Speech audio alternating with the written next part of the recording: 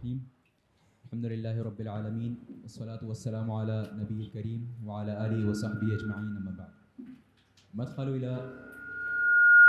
إلى علوم القرآن الكريم. أولا، تعريف علوم القرآن. تعريف لفظة علوم. العلوم جمع علم، وهو لغة إدراك الشيء على حقيقته، والعلم اصطلاحا مجموعة المسائل والأصول الكلية التي تجمعها جهة واحدة، كعلم النحو وعلم العقيدة وعلم المكي والمدني وعلم جمع القرآن وعلم أسباب النزول إلى آخره. الحمد لله والصلاة والسلام على رسول الله. أما بعد، مدخل إلى علوم القرآن الكريم. أولا، تعريف علوم القرآن. تعريف لفظة علوم. العلوم جمع علم، وهو لغة إدراك الشيء على حقيقته، والعلم اصطلاحا مجموعة المسائل والأصول الكلية التي تجمعها جهة واحدة، كعلم النحو وعلم العقيدة وعلم المكي والمدني وعلم جمع القرآن وعلم أسباب النزول إلى آخره. اللہ تعالیٰ بھائیوں کا آنا قبول فرمائے. یہ مختصر سا ایک دورہ ہے جو کہ مبتدئین طلاب کے لیے ہیں، جو اپنا علم کا سفر آغاز کر چکے ہیں، 1 سال 2 سال پڑھ چکے ہیں. تو یہ مبتدئین کے لیے ادارے کی طرف سے دورہ رکھا گیا ہے. بہرحال استفادہ انشاءاللہ ہر قسم کا طالب علم کر سکتا ہے اور کر رہے ہیں الحمدللہ. تو مختلف اس کے موضوعات ہیں. جو دورہ ہے آپ سب کے علم میں اشتہار کے ذریعے سے آپ کے علم میں آ چکا ہے، اور ہمارا جو حصہ ہے وہ ہے علوم القرآن الکریم کے حوالے سے. علوم القرآن سے مراد کیا ہے؟ یہ شروع میں ہی تعریفات کے ذریعے سے بات کو واضح کیا گیا ہے. اور جیسا کہ آپ سب کے علم میں ہے کہ کوئی بھی فن اگر اس کا نام مرکب ہو، اس کا نام مرکب ہو، مرکب سے مراد 2 لفظ ہوں، ان کو ملا کے ایک نام بنایا گیا ہو، جیسا کہ یہاں علوم القرآن، یہ ترکیب اضافی ہے. تو پھر جو تعریف ہوتی ہے وہ 2 طرح سے ہوتی ہے، دونوں لفظ کو الگ الگ کر کے بھی، اور پھر دونوں لفظ کو ملا کر جو ہماری فن کی مراد بنتی ہے اس کو بھی واضح کیا جاتا ہے. تو پہلی تعریف جو ہے وہ علوم القرآن میں علوم کی ہے، پھر اس کے بعد القرآن کی ہے، پھر علوم القرآن، دونوں کو ملا کر ایک تعریف ہے. تو العلوم جمع علم، علوم علم کی جمع ہے، اور لفظ علم آپ کے نزدیک معروف ہے، اور معروف چیز کی وضاحت مشکل کاموں میں سے ایک کام ہے. البتہ تعریف جو اس کی اہل فن کرتے ہیں وہ یہ ہے کہ ادراک الشیء علی حقیقتہ، کسی بھی چیز کو اس کی صحیح حقیقت کے مطابق جاننا، کسی بھی چیز کو اس کی اصل صحیح حقیقت کے مطابق جاننا، اس چیز کے متعلق آپ کا علم کہلاتا ہے. اگر ادراک ناقص ہے تو علم ناقص ہے. اگر ادراک جو ہے اعلیٰ خلاف الحقیقہ ہے، یعنی آپ نے جانا لیکن پتہ چلا کہ جو آپ نے سمجھا تھا وہ غلط تھا، جو سمجھا تھا وہ غلط تھا، اس کو کیا کہتے ہیں؟ اس کو کیا کہتے ہیں؟ جہل مرکب. ایک آدمی جاہل ہے اور اس کو یہ بھی نہیں پتا کہ وہ جاہل ہے، تو یہ ڈبل جاہل ہے. ایک تو جاہل ہے اس چیز سے جس چیز کا علم حاصل کرنا چاہ رہا ہے، اور دوسرا یہ اس بات سے بھی جاہل ہے کہ یہ خود جاہل ہے. اور ایک آدمی ویسے جاہل ہوتا ہے، کسی سے کچھ پوچھیں کہ بھائی اس کا کیا معاملہ ہے، اس بارے میں کیا آپ سمجھتے ہیں، تو وہ کہتا ہے مجھے نہیں پتا. یہ عام جہل ہے. تو کسی بھی چیز کے متعلق پوری حقیقت سے اس کی صحیح تصور انسان کے لیے واضح ہو تو اس کو علم کہتے ہیں. ادراک الشیء علی حقیقتہ.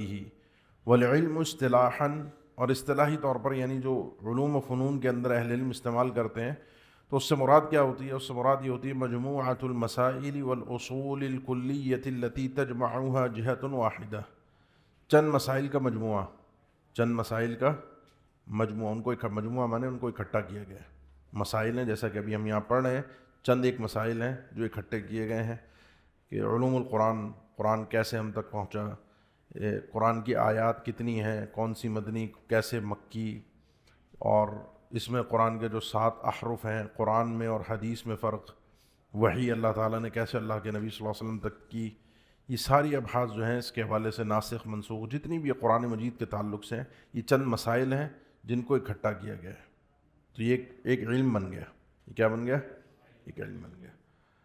والاصول الکلیہ مجموعۃ المسائل والاصول الکلیہ، اور کلی اصولوں کا مجموعہ، کلی اصولوں کا مجموعہ۔ اصول الکلیہ سے مراد یہ ہے کہ اس کے اندر ذیلی ابحاث کے بجائے چند اصولی ابحاث ذکر کی جاتی ہیں۔ یعنی اب جیسے آپ پڑھیں گے کہ مثال کے طور پہ مکی اور مدنی صورتیں، کون سی مکی ہیں کون سی مدنی ہیں، یہ آپ کو یہاں پہ اصول بتایا جائے گا کہ اس طرح کی صورتیں مدنی ہوتی ہیں اور اس طرح کی صورتیں مکی ہوتی ہیں۔ آگے آج آپ پڑھیں گے انشاءاللہ، سمجھے؟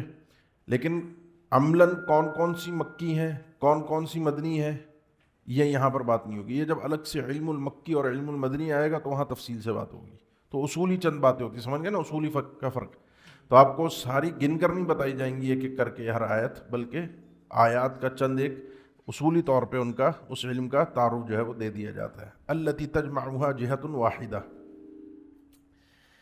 یہ وہ مسائل اور اصول کلیہ ہیں کہ جن کو ایک جہت واحدہ جمع کر لے، ایک جہت واحدہ، ایک جہت واحدہ کے اندر، یعنی ایک ہی جگہ پر لا کر ایک ہی سمت مختلف جگہوں سے اکٹھا کر کے اس کا ایک آپس میں ایک تعلق ہے اور ان کو جمع کر کے آپ کے سامنے بیان کر دیا۔ کہ علم النحوی، جیسے کہ علم النحو ہے۔ علم النحو آپ کو عربی زبان میں کلمے کے آخری حرف پر کیا اعراب پڑھا جائے گا یہ ذکر کرتا ہے۔ علم نحو کا کام ہی اتنا ہے، اس سے زیادہ اور کام علم نحو کا نہیں ہے۔ اب وہ کیسے، کلمہ کیا ہوتا ہے، کلمے کی اقسام کیا ہیں، کب مرفوع ہوگا، کب منصوب ہوگا، کب مجرور ہوگا، کون معرب ہے کون مبنی ہے، یہ ساری ابحاث آپ پڑھتے ہیں نا، تو یہ علم النحو۔ علم العقیدہ اسی طریقے سے، علم المکی والمدنی، علم جمع القرآن، اب وہ گفتگو کریں گے تو پڑھنا تھوڑا سا زیادہ ہے انشاءاللہ، اس کے بعد آگے پڑھیے گا۔ الثاني تعريف القرآن. القرآن لغة مصدر للفعل قرأ بمعنى تلا، واصطلاحا كلام الله تعالى المنزل على نبيه محمد صلى الله عليه وسلم المتعبد بتلاوته. جی، تعریف القرآن: القرآن لغة مصدر للفعل قرأ بمعنى تلا۔ قرآن عربی زبان میں لغت میں مصدر ہے فعل قرأ یقرأ قرآنا، قرأ یقرأ قرآنا بمعنى تلا، تلا کے معنی میں، قرأ یقرأ پڑھنا کسی چیز کی، قرأ یقرأ قرآنا وقراءة، ٹھیک ہے، اس کے مصادر ہیں اور اس کا معنی کیا ہوتا ہے؟ پڑھنا کسی چیز کو، لیکن یہ خاص انداز میں اس کی تلاوت ہے۔ نام تو ہر چیز کو، جس بھی چیز کو پڑھا جائے، صحیح نہیں، بمعنی مصدر جو ہے بمعنی کس کے؟ مفعول کے۔ جس بھی چیز کو پڑھا جائے اس کو آپ قرآن کہہ سکتے ہیں، لیکن ابھی ایک اصطلاحی نام پڑ گیا ہے قرآن مجید کا، لہذا اب قرآن لفظ جب بولا جائے گا تو آپ کے ذہن میں ایک ہی چیز آئے گی، دوسری کوئی چیز نہیں آئے گی۔ جیسے مدینہ ہے، مدینہ ہر شہر کو کہا جاتا ہے، لیکن اب آپ اس مدینہ کا استعمال صرف ایک ہی شہر کے لیے کرتے ہیں اور وہ ہے المدینہ النبویہ، واضح ہے نا؟ تو یہ کسی کلمے کے معنی کے عموم، ایک جرنل اس کا معنی ہوتا ہے، کئی ایک افراد اس کے اندر شامل ہوتے ہیں اور ان افراد میں سے بعض چیزوں کی تخصیص کر کے اس کو خاص کر دیا جاتا ہے، اور یہ وارد ہے، چیز چلتی ہے، اور قرآن مجید کی تفسیر میں بھی اہل تفسیر کی طرف سے آپ کو یہ چیز بہت ملے گی کہ عمومی الفاظ سے ایک خاص جو ہے وہ معنی ذکر کر دیا جاتا ہے۔ تو قرآن جو ہے وہ علوم القرآن، یہ اس کا لغوی معنی ہے۔ باقی اصطلاحی طور پر آپ کو معلوم ہے کہ اصطلاح میں قرآن مجید کس کو کہتے ہیں، آپ کو معلوم ہے، کیونکہ آپ بچپن سے جب آپ نے آنکھ کھولی، آپ کو آپ کے والدین نے مدرسے بھیجا، آپ نے قرآن کے لیے پہلے قاعدہ پڑھا، پھر آپ کو پتہ چلا یہ ایک شیلف میں دو گتوں کے بیچ میں جو ایک کتاب رکھی ہوئی ہے اس کو قرآن مجید کہتے ہیں، آپ نے پڑھنا شروع کیا، پورا ناظرہ پڑھا، حفظ کیا، اب آپ کو پتہ یہ قرآن ہے، یہ حدیث ہے، یہ صحابہ کے اقوال ہیں، یہ اس کے علاوہ دیگر علوم ہے، واضح ہے نا؟ آپ کے لیے واضح ہے۔ لیکن ایک غیر مسلم آتا ہے، ویسے ایک آپ فن کے طور پہ ایک علم پڑھتے ہیں تو اس فن کے اندر پھر اس کی تعریف کرنا یہ اہل علم کا کام ہے۔ تو ہوا کلام اللہ تعالیٰ، یہ قرآن مجید کیا ہے؟ اللہ تعالیٰ کا کلام ہے۔ اب یہاں حقیقی کلام ہے، یہ علم عقیدہ کے اندر تفصیلی ابحاث ہوتی ہیں تو انشاءاللہ اس کو ہم یہاں ذکر نہیں کرتے۔ اللہ تعالیٰ کا حقیقی کلام ہے، آگے ہم اس کو ذکر کریں گے۔ اللہ تعالیٰ نے اس کو قرآن مجید کو مکتوباً بھی نازل فرمایا ہے، آگے بات آ رہی ہے تو اس کے اوپر ہم الگ سے بات کریں گے انشاءاللہ۔ یہ اللہ تعالیٰ کا کلام ہے اس سے سارے کلام مخلوقین کے باہر ہو گئے، کلام الملائکہ اور کلام الانس، کلام الجن، سب کے سب باہر ہو گئے۔ اب یہ قرآن مجید اللہ کا کلام ہے۔ اللہ کے کلام اور بھی ہیں، اللہ کے کلام اور بھی ہیں، لیکن یہاں ہماری قرآن سے مراد وہ ہے کہ المنزل علی محمد صلی اللہ علیہ وسلم، اللہ کے نبی صلی اللہ علیہ وسلم پر نازل ہونے والی وحی، اللہ کا کلام وہ قرآن مجید ہے۔ اللہ کے نبی صلی اللہ علیہ وسلم پر اس کے علاوہ بھی، قرآن مجید کے علاوہ بھی وحی نازل ہوئی ہے، اور وہ کون کون سی ہے؟ حدیث بھی ہے، حدیث قدسی بھی ہے، ٹھیک ہے، تو وحی خفی جس کو کہتے ہیں۔ تو اسی نے آگے کہا المتعبد بتلاوتہ، تاکہ حدیث قدسی اور احادیث نبویہ قرآن مجید سے الگ ہو جائیں۔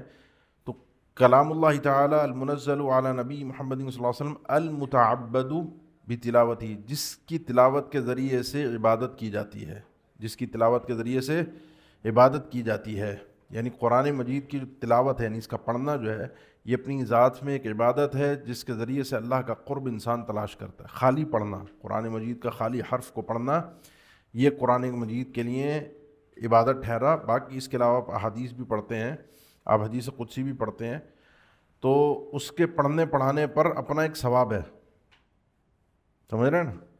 لیکن جو قرآن مجید کی عبادت، یعنی وہ حرف حرف پر 10 نیکیاں، یہ صرف قرآن مجید کے ساتھ خاص ہے، کسی اور چیز پر یہ ثواب نہیں ہے۔ واضح؟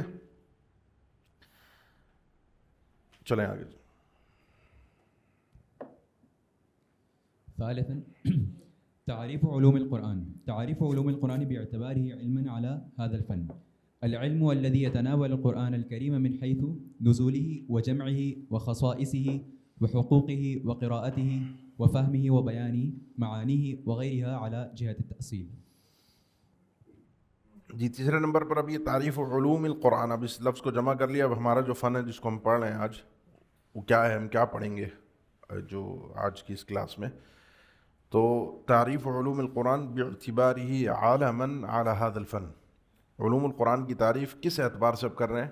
اس فن کے نام کے طور پہ، عالم نام، یہ جو فن ہم پڑھ رہے ہیں اس کا نام کیا ہے، اس میں کیا پڑھ رہے ہیں، اس کے نام کے طور پر جو اس کی تعریف ہے وہ آپ کے سامنے ذکر ہو رہی ہے۔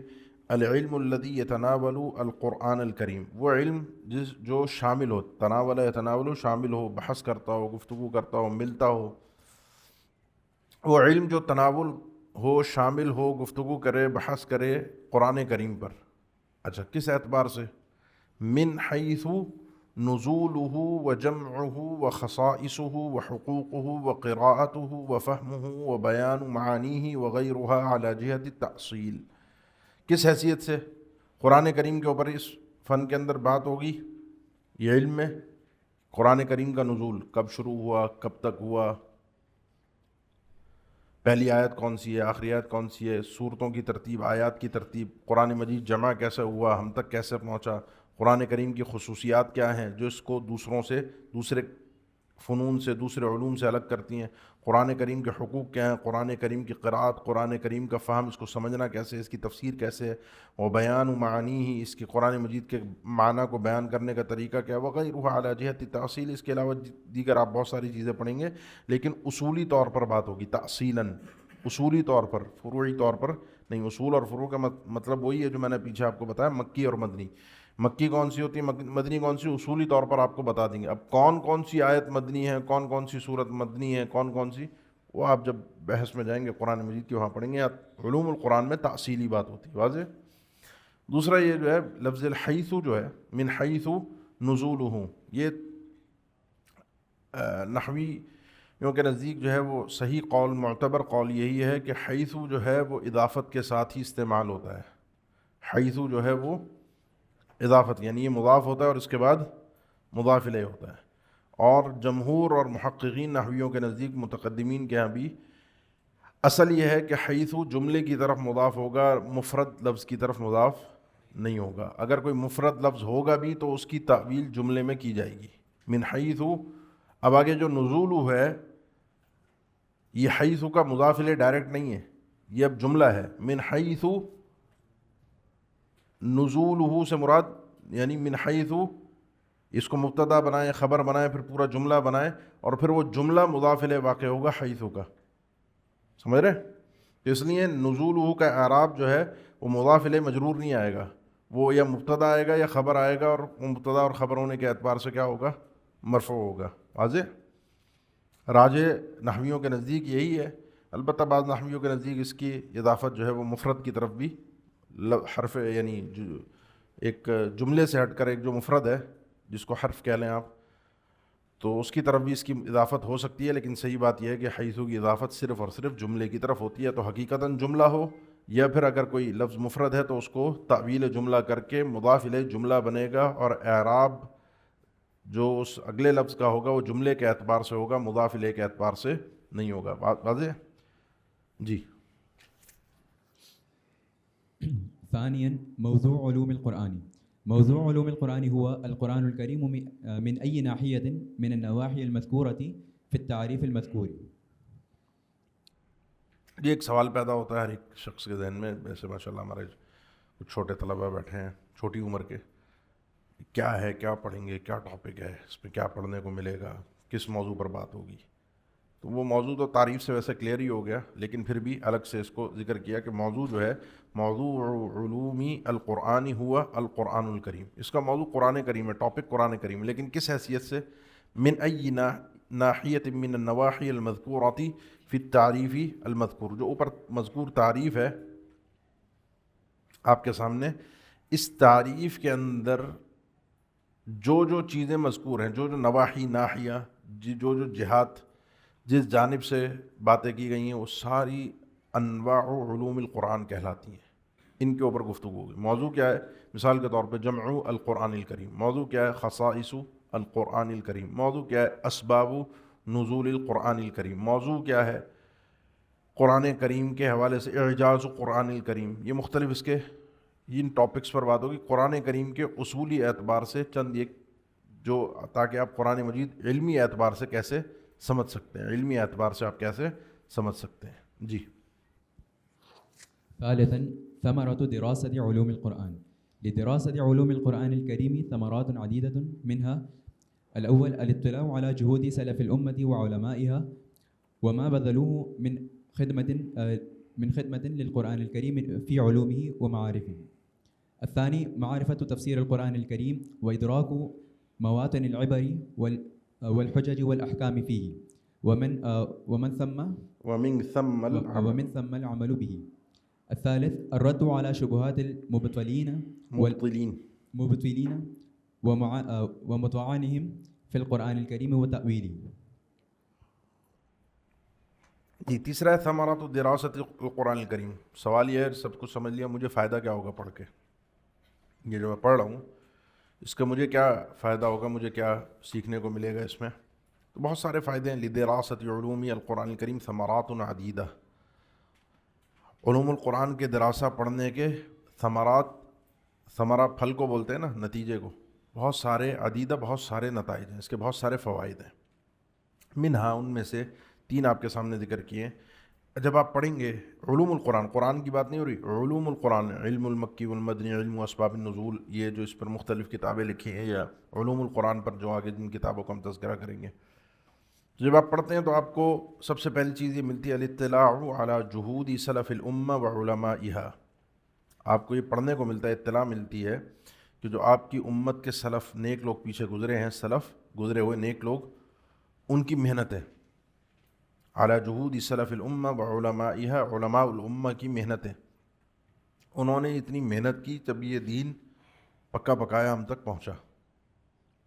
وہ بھی ہماری طرح موج مستی کرتے تو اللہ تعالیٰ رحم فرمائے اللہ کا دین اس طریقے سے نہ پہنچتا. لیکن اللہ نے اپنے دین کی حفاظت کی ذمہ داری خود لی. اللہ ایسے لوگ تیار کرتا ہے، ایسے لوگ چنتا ہے، موفقین ہوتے ہیں اللہ کی طرف سے وہ بندے جو اللہ کے دین کی خدمت میں استعمال ہوں. تو جب آپ یہ پڑھیں گے پرانے علماء کی خدمت ہے، اسی لیے اہل علم ذکر کرتے ہیں کہ انسان کو جو دینی علوم سے وابستہ لوگ ہوں، تو اس میں آپ کو پتہ ہے تخصصات کا ایک دور ہے، مختلف فنون ہیں. تو جس فن میں انسان کو پڑھنا ہو، جس فن میں تخصص کرنا ہو، جس فن میں مزید کچھ سیکھنا ہو، اس میں چاہیے کہ اسی فن کے علماء کی سیرت کو لازمی پڑھے. کیونکہ ان کی جب محنتوں کو پڑھے گا نا تو ان جیسا بننے کا دل کرے گا. انہوں نے کیا محنت کی, انہوں نے کیسے اپنے وقت کو, اپنی زندگی کو, اپنی دنیا کو قربان کیا. صحیح ہے نا. تو یہ جب آپ پڑھیں گے تو آپ کو ان علماء کی محنتیں نظر آئیں گی, اور جب محنتیں نظر آئیں گی تو آپ اس کے قدردان بنیں گے, اس محنت کے قدردان بنیں گے. تو الاطلاع علی جہود سلف الامہ وعلمائها وما بذلوه, اور جو کچھ ان علماء نے خرچ کیا ہے, بدل کیا ہے, پیش کیا ہے, من خدمت للقرآن الکریم, قرآن کریم کی خدمت کے لیے, فی علومہ و معارفہ, علوم القرآن اور معارف القرآن کے معاملے کے اندر جو ان علماء نے اپنی محنتیں پیش کی, آپ کو یہ پڑھنے کو ملے گا اس فن کو پڑھنے میں کہ کس طرح سے انہوں نے محنت کی. ایسا کہ آگے چل کے ہم ذکر کریں گے چند ایک مسائل میں, تو آپ کو اندازہ ہوگا کہ ان کی واقعتاً کس انداز کی محنت ہے. نمبر 2, معرفت تفسیر القرآن الکریم و ادراک مواطن العبر والحجج والاحکام فیہ, قرآن کریم کی صحیح تفسیر کی معرفت آپ کو ہوگی. آگے چل کے ہم چند ایک مثالیں ذکر کریں گے کہ چند ایک تفسیریں ذکر کی گئی ہیں. جب آپ یہ علوم القرآن پڑھیں گے اور اس کی تمیز آپ کو پتہ چلے گی, مثال کے طور پر پہلے کون سی آیت نازل ہوئی, بعد میں کون سی آیت نازل ہوئی. مثال دیتا ہوں, مثال میں قد افلح من تزکا وذکر اسم ربہ فصلی, قد افلح من تزکا وذکر اسم ربہ فصلی. فصلی سے کیا اس نے نماز پڑھی. ابن عباس رضی اللہ عنہ کی تفسیر, اس نے 5 نمازیں, بعض نے عیدین کی نمازیں, بعض نے نوافل نمازیں. یہ مختلف تفسیریں جو ہیں. اب آپ صحیح تفسیر کیسے جانیں گے؟ آپ کو پتہ چلے گا, اہل علم نے ذکر کیا ہے کہ یہ آیت مکی ہے. یہ آیت کہاں نازل ہوئی؟ مکہ میں. جس وقت یہ آیت نازل ہوئی اس وقت اس کا معنی کیا تھا؟ مکہ میں صرف اور صرف آخری ادوار میں 5 نمازیں فرض ہوئیں, باقی عیدین کی نمازیں مدینہ آ کر ملی. جس کا مطلب وہاں اس موقع پر جب یہ بات اللہ تعالیٰ کی طرف سے نازل ہوئی اور لوگوں نے سنی تو اس وقت مراد کیا تھا؟ 5 نمازیں. تو یہ صحیح تفسیر آپ کو اس انداز میں پتہ چلے گی. وَإِدْرَاكِ مَوَاطِنِ الْعِبَرِ وَالْحُجَجِ وَالْأَحْكَامِ فِيهِ, اور اسی طریقے سے آپ ادراک کریں گے, آپ جانیں گے, پہچان کریں گے کس چیز کا؟ مواطن العبر. مواطن جگہیں, وطن سے یہ وہ جگہیں کہ جہاں پر عبر ہے, عبرتیں ہیں, پچھلی اقوام کا تذکرہ ہے, جنت کا, جہنم کا. والحجج ادلہ ہیں, حجت کی جمع ہے. والاحکام, اور احکامات ہیں. فی, کن صورتوں میں احکامات ہوتے ہیں, کن جگہوں پہ عبر ہے, مکی صورتوں میں کیا مضامین ہیں, مدنی صورتوں میں کیا مضامین ہیں. یہ آپ کو جب علوم القرآن پڑھیں گے تو یہ سیکھنے کو ملے گا. اور نتیجہ علم برائے علم نہیں ہے کہ آپ نے سب سیکھ لیا, آپ کو پتہ چل گیا, آپ نے تفصیلات پڑھ لی. وَمِن ثَمَّ الْعَمَلُ بِهِ, اور پھر یہیں سے انسان کو کیا کرنا ہے؟ قرآن مجید اصل عمل کی کتاب ہے. تلاوت بھی عمل ہے, یہ جو آپ پڑھ رہے ہیں یہ بھی عمل ہے. علوم القرآن یہ عمل, ابھی ہم عمل کر رہے ہیں, لیکن یہ عمل ایک ذریعہ ہے, اصل مقصد نہیں ہے اس علم تک پہنچنے کا کہ جس علم پر ہم نے حقیقت میں عمل کرنا ہے اور جس سے ہماری کامیابی ہے. واضح؟ یہ علم اپنی ذات میں ایک عمل ہے, لیکن یہ اصل مقصود نہیں ہے. واضح؟ نمبر 3, الرد علی شبہات المبطلین ومطاعنہم فی القرآن الکریم. آگے بحث آئے گی کہ یہ علوم القرآن کی نشأہ کے حوالے سے, تاریخ کے حوالے سے, کہ یہ علوم القرآن کیسے یہ کن کن ادوار سے گزر کر ہم تک پہنچا. تو یہ جو اوپر کی 2 چیزیں ہیں نا, یہ عموماً شروع کے ادوار میں آپ کو ملیں گی, صحابہ, تابعین, بعد کے کچھ ائمہ محدثین کے دور میں. یہ آخری جو چیزیں نا, رد علی شبہات المبطلین ومطاعنہم فی القرآن الکریم وتأویلہ, اکثر اس پر کام جو ہے ہمارے دور حاضر کے علماء نے اکثر اس پر کام کیا, جس کا تذکرہ آگے آئے گا کہ مبطلین, باطل لوگوں کے شبہات قرآن مجید کے متعلق, ان کے طعن, اعتراضات قرآن کریم اور اس کی تفسیر کے متعلق, جو ان کے اعتراضات ہیں, جو ان کی گفتگو ہے, وہ بھی علوم القرآن کے اندر شامل کی گئی ہے. مثال کے طور پہ احرف السبع ہے, انزل القرآن علی 7 احرف, قرآن مجید 7 حروف پر نازل ہوا ہے, اس سے کیا مراد ہے, اس کے متعلق عجیب شکوک اور شبہات لوگوں نے پھیلائے. تو اب علوم القرآن پہ اب جو لوگ لکھنے والے ہیں وہ اس کے حوالے سے لکھتے ہوئے ان کے شبہات کا رد بھی کرتے ہیں. تو یہ چیز بھی آپ کو علوم القرآن میں ملے گی. قرآن مجید کے حوالے سے جو کچھ شبہات ہیں, خاص طور پر مستشرقین نے جو کام کیا, اورینٹلسٹ نے, وہ سارا کچھ آج کے دور میں قرآن مجید کے حوالے سے جو شکوک ہیں وہ علوم القرآن کے اندر ذکر کیے گئے. جی. رابعا الفرق بين القرآن والحديث القدسي. الحديث القدسي هو ما أضافه النبي صلى الله عليه وسلم من الكلام إلى ربه تعالى من غير القرآن الكريم. ويمكن التفريق بين القرآن الكريم والحديث القدسي بعدة أمور، منها الأول القرآن متواتر، والحديث القدسي منه الصحيح ومنه الضعيف بل الموضوع. الثاني القرآن متعبد بتلاوته بخلاف الحديث القدسي فلا تجزئ قراءته في الصلاة. الثالث القرآن سور وآيات، والحديث القدسي جمل وكلمات. الرابع القرآن الكريم وقع به التحدي، أما الحديث القدسي فلم يتحدى به. الخامس القرآن معجز بلفظه ومعناه، وأما الحديث القدسي فلا إعجاز في لفظه. السادس القرآن يروى باللفظة المنزل دون تبديل أو تغيير بخلاف الحديث القدسي فتصح روايته بالمعنى. جی آگے اب کی بحث ہے کہ چونکہ حدیث قدسی قدس نسبت ہے قدس طہارہ کو، پاکیزہ چیز کو کہتے ہیں، یعنی اللہ تعالیٰ کی طرف، پاک ذات کی طرف جو باتیں منسوب ہیں اللہ کے نبی صلی اللہ علیہ وسلم نے، کہ ابھی ایک اصطلاح ٹھہر گئی ہے احادیث قدسیہ، جو کہ معدود ہیں، گنی چنی احادیث ہیں، بعض اہل علم نے 200 کے قریب ذکر کی ہیں. تو یہ بھی چونکہ اللہ کے نبی صلی اللہ علیہ وسلم جب ان احادیث کو بیان کرتے ہیں تو آپ فرماتے ہیں قال اللہ تعالی، صحابی فرماتے ہیں قال النبی صلی اللہ علیہ وسلم قال اللہ تعالی، یا عن النبی صلی اللہ علیہ وسلم یرویہ عن ربہ سبحانہ و تعالی، جس طرح کہ آپ احادیث قدسیہ پڑھتے ہیں. اب مسئلہ یہ ہے کہ ذہن میں ایک بات آتی ہے کہ وہ بھی اللہ کا کلام ہے، یہ بھی اللہ کا کلام ہے قرآن مجید، تو ایک ہی بات تو ہو گئی، اس کو الگ کیوں رکھا ہے، اس کو الگ کیوں رکھا؟ سوال سمجھے؟ اس سوال کا جواب ہے یہ 3 باتیں ہوتی ہیں اصل میں، قرآن کریم، حدیث قدسی اور حدیث نبوی.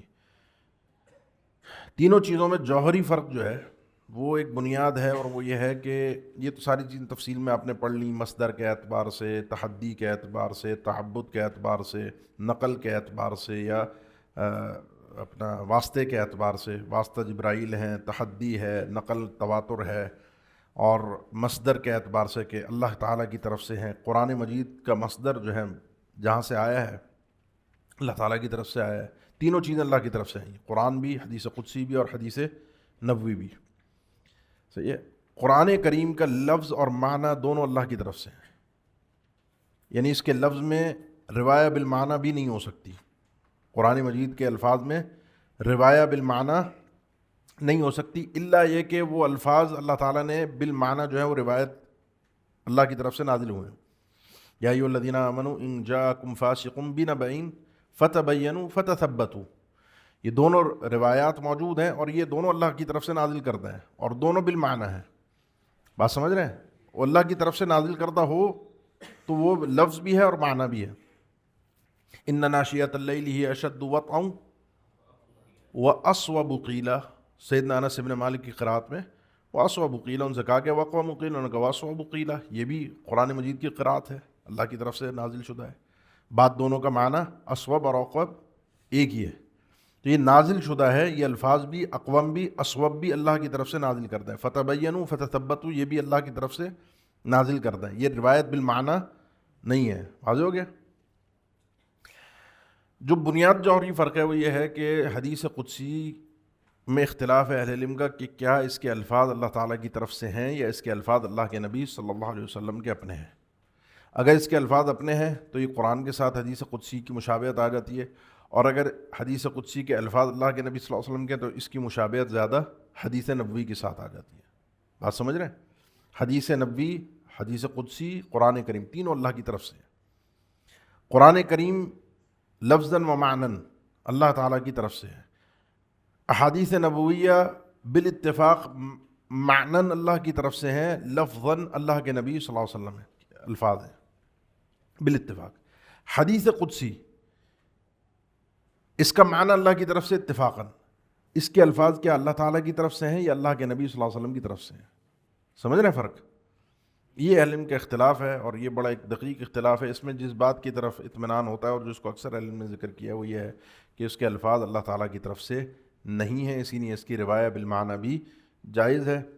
اذا تقرب عبدی الی بشبر، اذا تقرب العبد الی بشبر، یہ مختلف الفاظ اس کے مروی، اور بھی اس کی کئی امثلہ موجود ہیں. اب جب آپ کہتے ہیں الفاظ نہیں ہیں تو پھر اس کا حدیث نبوی کے ساتھ مشابہت اس کی زیادہ ہو جاتی ہے کہ پھر حدیث نبوی اور حدیث قدسی میں کیا فرق ہے، کیونکہ دونوں کے معنی اللہ کی طرف سے اور الفاظ اللہ کے نبی صلی اللہ علیہ وسلم کے، تو اس کے فروغ بھی اہل علم نے الگ سے بھی ذکر کیے. البتہ ہمارا موضوع جو ہے وہ یہاں پر ہے قرآن اور حدیث قدسی میں فرق. حدیث قدسی کی تعریف ذکر کیے ہوا ما اضافہ النبی صلی اللہ علیہ وسلم من الکلام الی ربہ تعالی من غیر القرآن الکریم. حدیث قدسی وہ ہے کہ جس کی اضافت کی ہو اللہ کے نبی صلی اللہ علیہ وسلم نے کلام میں سے اپنے رب کی طرف، جو بھی کلام اللہ کے نبی صلی اللہ علیہ وسلم نے نسبت کیا ہو، اضافہ نسبت کی ہو، اس کو نسبت کر کے بتایا ہو قال اللہ تعالی الی ربہ، ٹھیک ہے، اس کی نسبت اس کلام کی کہاں ہو، اللہ تعالیٰ کی طرف ہو، لیکن وہ قرآن کریم سے ہٹ کر ہو، کیونکہ قرآن کریم بھی اللہ کی طرف ہی نسبت ہوتی ہے. واضح بات سمجھ آ گئی؟ وَيُمْكِنُ التَّفْرِيقُ. اب یہ ایک اعتراض آ گیا کہ قرآن میں اور پھر حدیث قدسی میں کیا فرق رہے گا، تو صاحب کتاب نے آپ کو کہا وَيُمْكِنُ التَّفْرِيقُ بَيْنَ الْقُرْآنِ الْكَرِيمِ وَالْحَدِيثِ الْقُدْسِي بِعِدَّةِ أُمُورٍ مِنْهَا. اور ممکن ہے فرق کرنا قرآن کریم اور حدیث قدسی میں چند ایک امور کے ساتھ، جن میں سے پہلی چیز یہ ہے کہ من حیث النقل، جو ہم تک یہ پہنچی ہیں چیزیں نقل ہو کے نسل در نسل.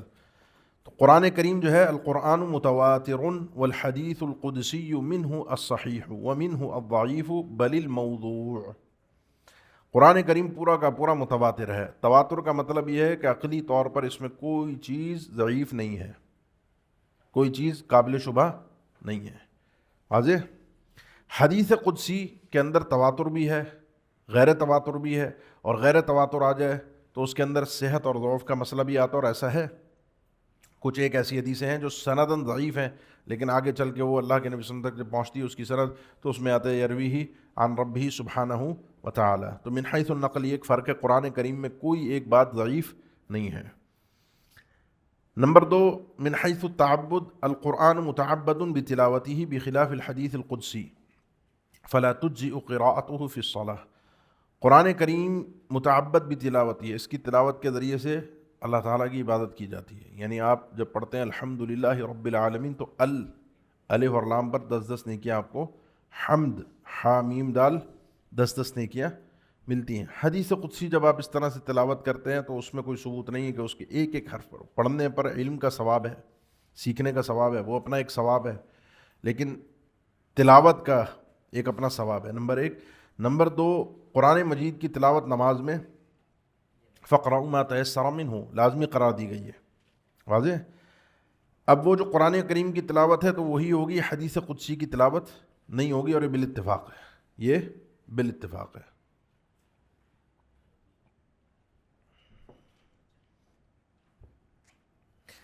نمبر 3 جو یہ تیسرا فرق ہے، صحیح ہے، یہ اس کی شکل و صورت کے اعتبار سے، اس کے وجود کے اعتبار سے، صحیح ہے نا، من حیث الوجود. القرآن سور و آیات، قرآن کریم کا ایک الگ پیٹرن ہے، صورتیں ہیں، آیات ہیں جو آپ کے سامنے موجود ہے. حدیث قدسی صورتیں اور آیات کی شکل میں نہیں ہے، بلکہ جملوں اور کلمات کی شکل میں، جیسا کہ حدیث نبویہ ہوتی ہیں. صحیح ہے نا، مختلف حدیث قدسیاں ہیں لیکن چند ٹکڑوں میں ہیں، ان کی کوئی ابتدا اختتام بسم اللہ الرحمن الرحیم آغاز میں، اور اس کی کوئی صورت مرتب، صحیح ہے نہ. اس کے لیے اللہ کے نبی صلی اللہ علیہ وسلم نے قرآن مجید نازل ہوتا تو آپ بتاتے تھے اس آیت کو فلاں صورت میں فلاں جگہ پر رکھا جائے، لیکن ان احادیث قدسیہ کے متعلق ایسا نہیں ہے، یہ اپنی جگہ پر عام اور شامل ہیں. واضح؟ تو وجود کے اعتبار سے یہ فرق ہے. نمبر 4 القرآن الکریم وقع به التحدی اما الحدیث القدسی فلم یتحد به. قرآن کریم کے ذریعے سے تحدی واقع ہوئی ہے. تحدی چیلنج، قرآن کریم کے ذریعے سے اللہ تعالیٰ نے چیلنج دیا ہے کہ اگر اللہ کا کلام نہیں ہے تو لے آؤ اس جیسا بنا کر. صحیح ہے نا، اگر یہ اللہ تعالیٰ کا کلام نہیں ہے تو اس جیسا بنا کر لے آؤ. تو ایک صورت لے آؤ، 10 صورتیں لے آؤ، قرآن مجید جیسا لے آؤ. پورے جو ادوار ہیں جو آپ پڑھتے رہتے ہیں ان کو وقت نہیں ہے ذکر کرنے کا. البتہ جو حدیث قدسی ہے اس کے ذریعے سے تحدی واقع نہیں ہوئی، چیلنج نہیں دیا اللہ نے کہ یہ اس جیسا بنا کر لے آؤ. ہے اللہ کا کلام ہے اللہ کی طرف سے ہی، لیکن چیلنج نہیں دیا گیا. اسی طریقے سے قرآن جو ہے معجز بلفظہ ومعناہ، قرآن کریم معجز ہے اپنے الفاظ اور اپنے معنی کے ساتھ. یہ پہلی بات کے ساتھ ملتا جلتا ہے، تحدی کے ساتھ، کیونکہ تحدی چیلنج جو ہے وہ اعجاز کے ساتھ ہی اعجاز، عاجز کرنا. قرآن کریم کے الفاظ اور معنی بندے کو عاجز کر کے رکھ دیتے ہیں کہ اس جیسا وہ بنا نہیں سکتا. یہ انسان کے بس کی بات نہیں. یہ بات سمجھ رہے ہیں؟ قرآن کریم کے الفاظ میں بھی اعجاز ہے اور قرآن کریم کے معنی میں بھی اعجاز ہے. اعجاز قرآن کریم کا، اعجاز القرآن الکریم میں پورا الگ سے ایک ٹاپک ہے جس کے اندر ہر زاویے سے گفتگو ہوتی ہے. قرآن کریم کے الفاظ، قرآن کریم کا معنی، مفہوم، اس اعتبار سے ساری چیزیں سامنے آتی ہیں. قرآن کریم کے الفاظ میں بھی اعجاز ہے اور قرآن کریم کے معنی میں بھی اعجاز ہے. حدیث قدسی کے الفاظ میں اعجاز نہیں ہے. حدیث قدسی کے الفاظ میں اعجاز نہیں، کیونکہ ہم پہلے مقرر کر کے آئے ہیں کہ حدیث قدسی جو ہے اس کے الفاظ کس کی طرف سے ہیں؟ جب مخلوق کی طرف سے ہیں، اللہ کے نبی صلی اللہ علیہ وسلم مخلوق ہے نا، مخلوق کی طرف سے ہیں تو پھر چیلنج نہیں ہے. اچھا معنی، وہ جب ہم اللہ کی طرف سے ثابت کرتے ہیں تو وہ اس کا چیلنج اپنی جگہ باقی رہے گا، کیونکہ اللہ واحد الاحد ہے. اللہ تعالیٰ جو ہے واحد الاحد ہے، اس جیسا کوئی نہیں ہے. صحیح ہے نا؟ بات سمجھ آ رہی؟ تو اس کے کلام جیسا بھی کوئی نہیں ہے.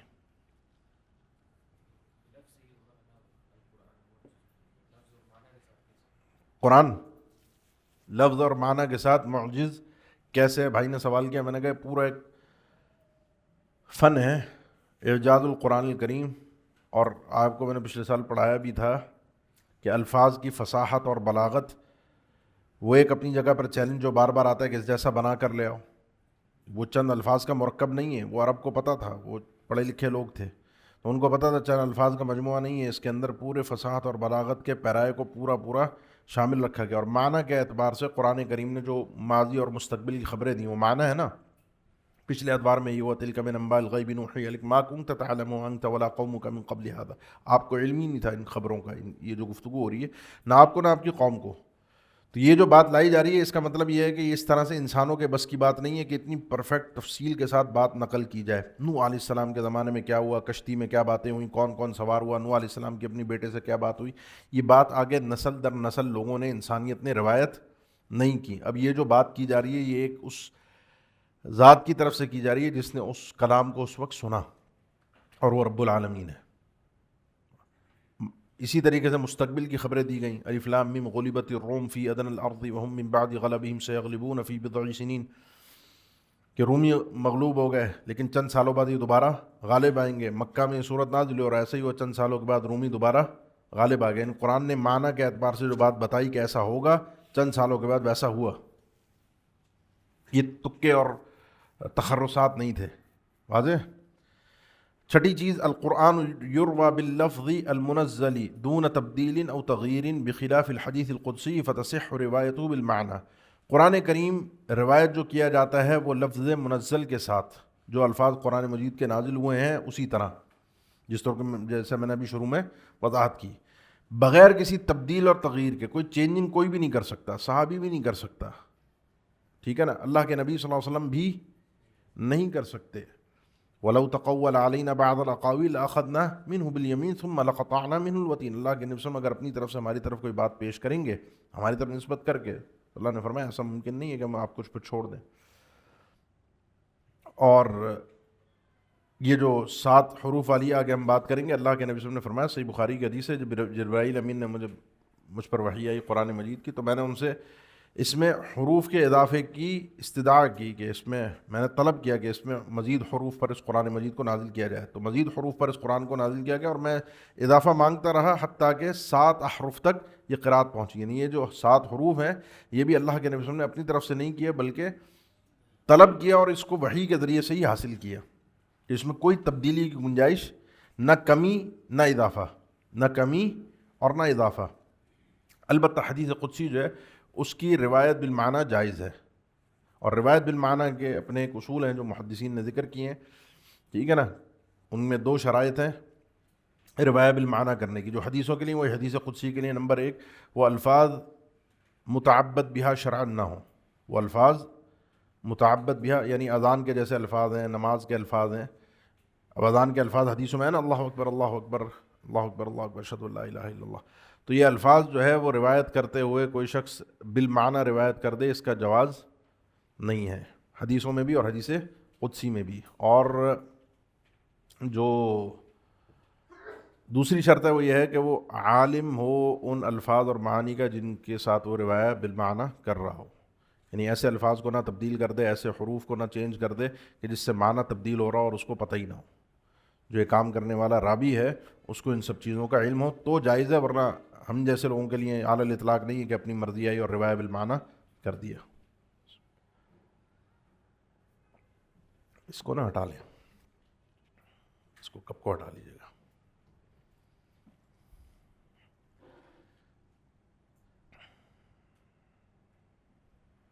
آج ہو گیا بھائی،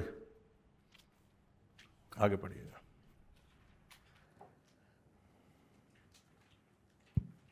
خامساً نشأة علوم القرآن ومراحل تدوينها. كانت بداية نشأة علوم القرآن من بداية نزول القرآن على النبي صلى الله عليه وسلم في غار حراء.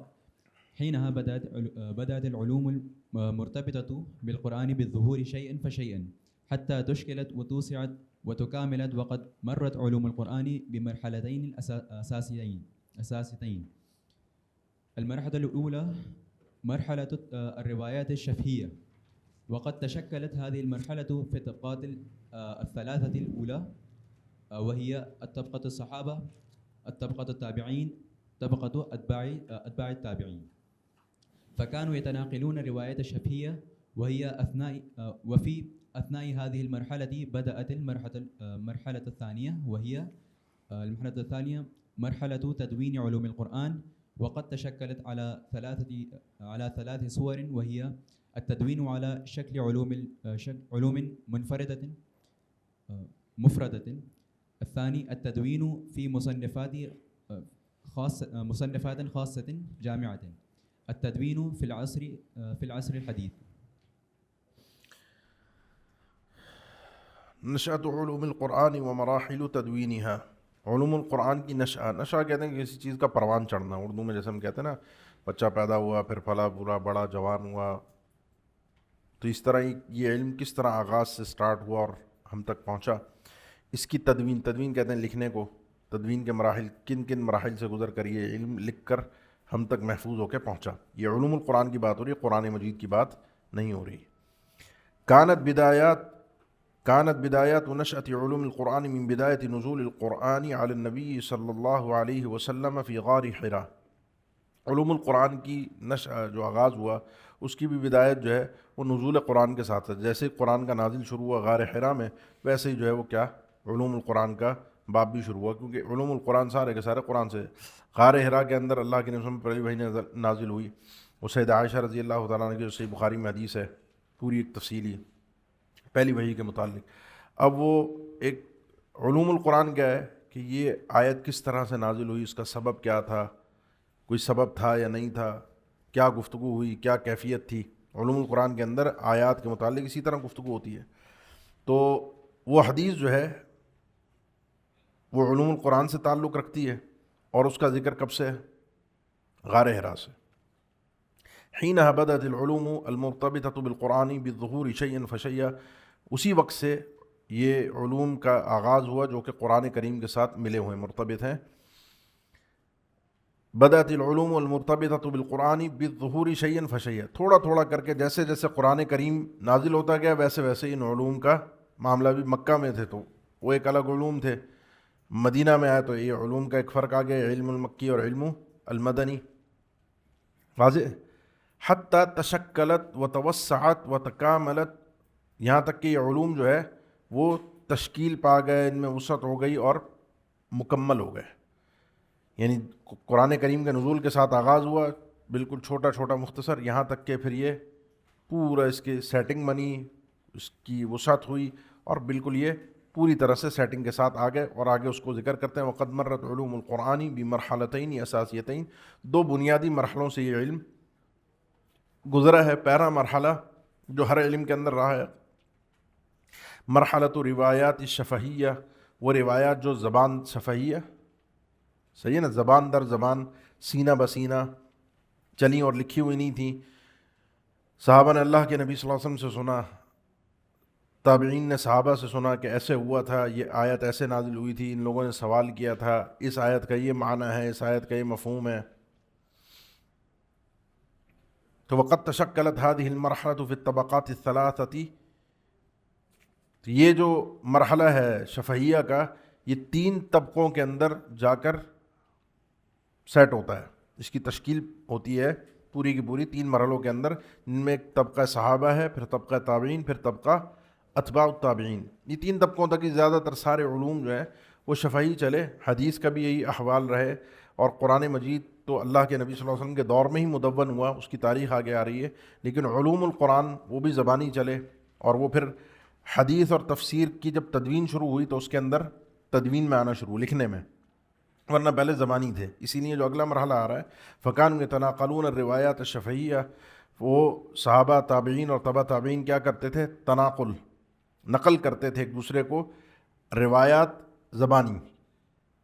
وفی اثناء هذه المرحلہ بدأت المرحلۃ الثانیہ, اسی مرحلے کے دوران ہی دوسرا مرحلہ شروع ہو گیا. یعنی یہ زبانی جو گفتگو چل رہی تھی اسی کے دوران لکھنے کا مرحلہ آ گیا, اور لکھنے کا مرحلہ بھی 3 شکلوں میں آج تک ہے. المرحلۃ الثانیہ مرحلۃ تدوین القرآن الکریم, وقد تشکلت علی 3 صور. یہ تدوین جو ہے علوم القرآن کی تدوین جو ان کو لکھا گیا ہے, اس کی بھی 3 شکلیں ہیں. التدوین علی شکل علوم مفردہ, الگ الگ پہلے اس کے کئی ایک علوم ہیں نا, جیسے میں نے کہا علم مکی مدنی, علم اسباب نزول, علم الناسخ والمنسوخ, تو ان خاص علوم پر الگ سے پہلے کتابیں لکھی گئی. لیکن اس کے ساتھ ساتھ اس سے پہلے احادیث کی اور تفسیر کی کتابوں کے اندر اس پر بحث لکھی جانی شروع ہو گئی, کیونکہ آپ جو کچھ بھی لے رہے ہیں اب, وہ ابھی کئی ایک حدیثیں میں نے آپ کو ذکر کی, ساری جو قرآن مجید کے تعلق سے کئی ایک باتیں جو اب تک میں ذکر کرتا ہے وہ ساری حدیث کی کتابوں میں. سیدنا انس کا واقعہ, دیگر واقعات جو میں نے ذکر کیے وہ سارے کے سارے کہاں ہیں, حدیث کی کتابوں میں, تفسیر کی کتابوں میں. آگے سیدنا ابن عباس رضی اللہ عنہ کا قول آئے گا جو علوم القرآن سے تعلق رکھتا ہے. قرآن کریم اللہ تعالیٰ نے لیلۃ القدر میں آسمان دنیا پر نازل فرمایا. یہ روایت جو ہے وہ امام طبری نے اپنی تفسیر میں ذکر کی. اب یہ تفسیر کے اندر علوم القرآن سے متعلق ایک بات موجود ہے, اسی طرح حدیث کے اندر علوم القرآن سے متعلق ایک بات موجود ہے. تو شروع میں کوئی ایسی الگ الگ نہیں تھی کہ نہیں علوم القرآن کی ہے تو اس کا حدیث سے کوئی تعلق نہیں, 3 پورا اکٹھا ہی تھا, واضح ہے. لیکن بعد میں آسانی کے لیے مختلف جگہوں سے چیزوں کو, بکھری ہوئی چیزوں کو جمع کر کے ایک جگہ پر رو کے ایک ہار بنا کے آپ کے سامنے پیش کر دیا گیا. تو پہلے علوم مفردہ کی ایک آغاز میں, تو پھر یہ حدیث اور تفسیر کے ساتھ چلے, اور علوم مفردہ کے طور پر بھی یہ چیز سامنے آئی. اور اس کے اندر جو ہے نا وہ ہم نے دیکھا کہ ابن قتیبہ رحمہ اللہ کی کتاب ہے علم غریبی القرآن کے نام سے. اسی طرح قتادہ ابن دعامہ السدوسی کی کتاب, چھوٹا سا ایک رسالہ علم الناسخ والمنسوخ کے حوالے سے, جو کہ علوم القرآن کی الگ الگ ابحاث ہیں جن کو الگ الگ کتابوں کے اندر ذکر کیا گیا. اس کے بعد جو دوسرا مرحلہ تھا التدفین فی مصنفات خاصہ جامعہ, الگ سے ایک کتاب و علوم القرآن کی جس کے اندر سارے علوم جتنے الگ الگ ہیں ان کو اکٹھا کیا گیا ہو. اس میں جو آغاز میں ہمیں ابو عبید قاسم بن سلام کی کتاب رحمہ اللہ, جن کی وفات 224 ہجری میں ہے, ان کی فضائل القرآن یا خصائص القرآن پہ, فضائل القرآن معالم ہو آداب ہو, اس حوالے سے کتاب ملتی ہے جو علوم القرآن کے اوپر ہے. اسی طرح کئی ایک نے آداب القرآن, آداب معلم القرآن کے اوپر الگ سے کتابیں لکھی.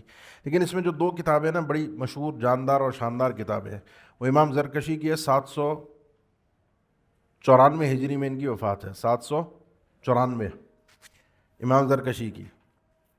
ٹھیک ہے نا, البرہان فی علومی القرآن, البرہان فی علوم القرآن, یہ بڑی جاندار کتاب ہے, شاندار کتاب ہے, جس نے سارے علوم کو جمع کیا. لیکن اس کے بعد جو ہے وہ امام سیوطی آئے, 911 ہجری میں ان کی وفات ہے امام سیوطی رحمہ اللہ کی. اور الاتقان فی علوم القرآن, الاتقان فی علوم القرآن کے بعد دنیا نے صرف الاتقان فی علوم القرآن کو جانا. پھر یہ زرکشی کی کتاب اور امام البرہان اور الاتقان, البرہان علوم القرآن میں یہ 2 کتابیں جاندار اور شاندار ہیں, واضح. پھر اس کے بعد جو ہے وہ التدوین فی العصر الحدیث. ٹھیک ہے, اس کے اندر اس دور حاضر میں اور جامعیت کے ساتھ اس چیز کو جمع کیا گیا ہے علوم القرآن کو.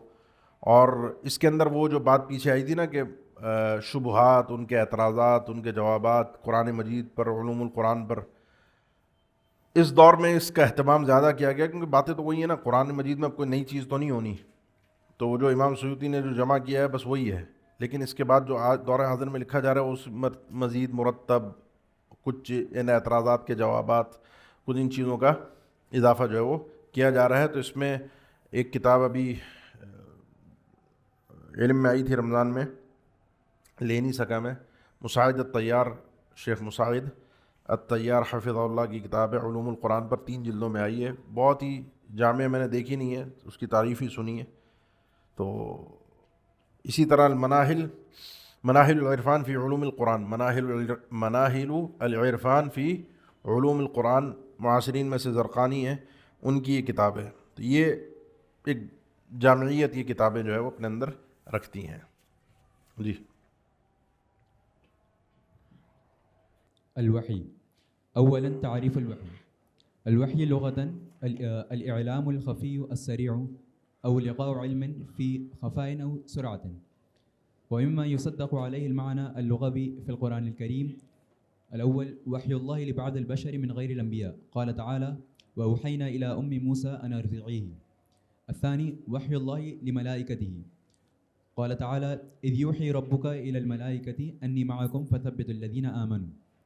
الثالث وحي الله لبعض مخلوقاته غير العاقلة كالنحل، وأوحى ربك إلى النحل أن اتخذي من الجبال بيوتا ومن الشجر ومما يعرشون، وإلى السماء وأوحى في كل سماء أمرها. الوحي شرعا إعلام الله أنبياءه بما يريد أن يبلغه إليهم من شرع أو كتاب بواسطة أو بغير واسطة، وقد جمعتها آية واحدة في قال تعالى وما كان لبشر أن يكلمه الله إلا وحيا أو من وراء حجاب أو يرسل رسولا فيوحي بإذنه ما يشاء إنه علي حكيم. اب یہ ایک الگ سے ٹاپک ہے وحی کا، چونکہ قرآن مجید کے تعلق سے آپ نے پڑھا کہ قرآن مجید جو ہے وہ اللہ تعالیٰ کی لفظاً و معناً وحی ہے، لفظاً و معناً وحی ہے۔ اب وحی کا معنی کیا ہے وہ تھوڑی سی ایک مختصر سی بحث ہے، اس کو ہم جلدی سے پڑھ لیں گے انشاءاللہ۔ اولاً تعریف الوحی، الوحی لغتاً الاعلام الخفی السریع۔ عربی زبان میں وحی کا معنی ہوتا ہے کسی کو بتانا، اطلاع کرنا چپکے سے جلدی، او القاء علم فی خفاء و سرعہ، علم پہنچانا، علم کا القاء کرنا، اور چپکے سے اور جلدی سے، چپکے سے اور جلدی سے، اس کو وحی کہا جاتا ہے۔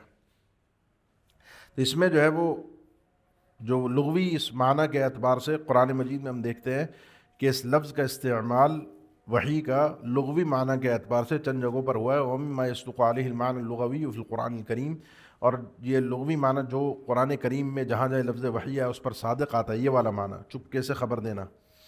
وحی اللہ لبعض البشر من غیر الانبیاء، قال تعالی وأوحینا الی ام موسیٰ ان ارضعیہ، موسیٰ علیہ السلام کی والدہ کی طرف ہم نے وحی کی کہ اس بچے کو آپ دودھ پلائیں۔ اس میں آپ تفسیر میں جا کر پڑھیں تو بہرحال تینوں یہ جو وحی اللہ لملائکتہ، اللہ تعالیٰ کا فرشتوں کی طرف وحی کرنا، تو اس میں بھی وحی کی کیفیت کیا ہے؟ وحی تو ہے کہ اطلاع کر دی چپکے سے اور جلدی سے، یہ تو وحی کا معنی ہے۔ کیفیت کیا ہے اس پر وہ آگے بات آ رہی ہے، آپ نے پڑھ لی نہیں آیت وما کان لبشر ان یکلمہ اللہ۔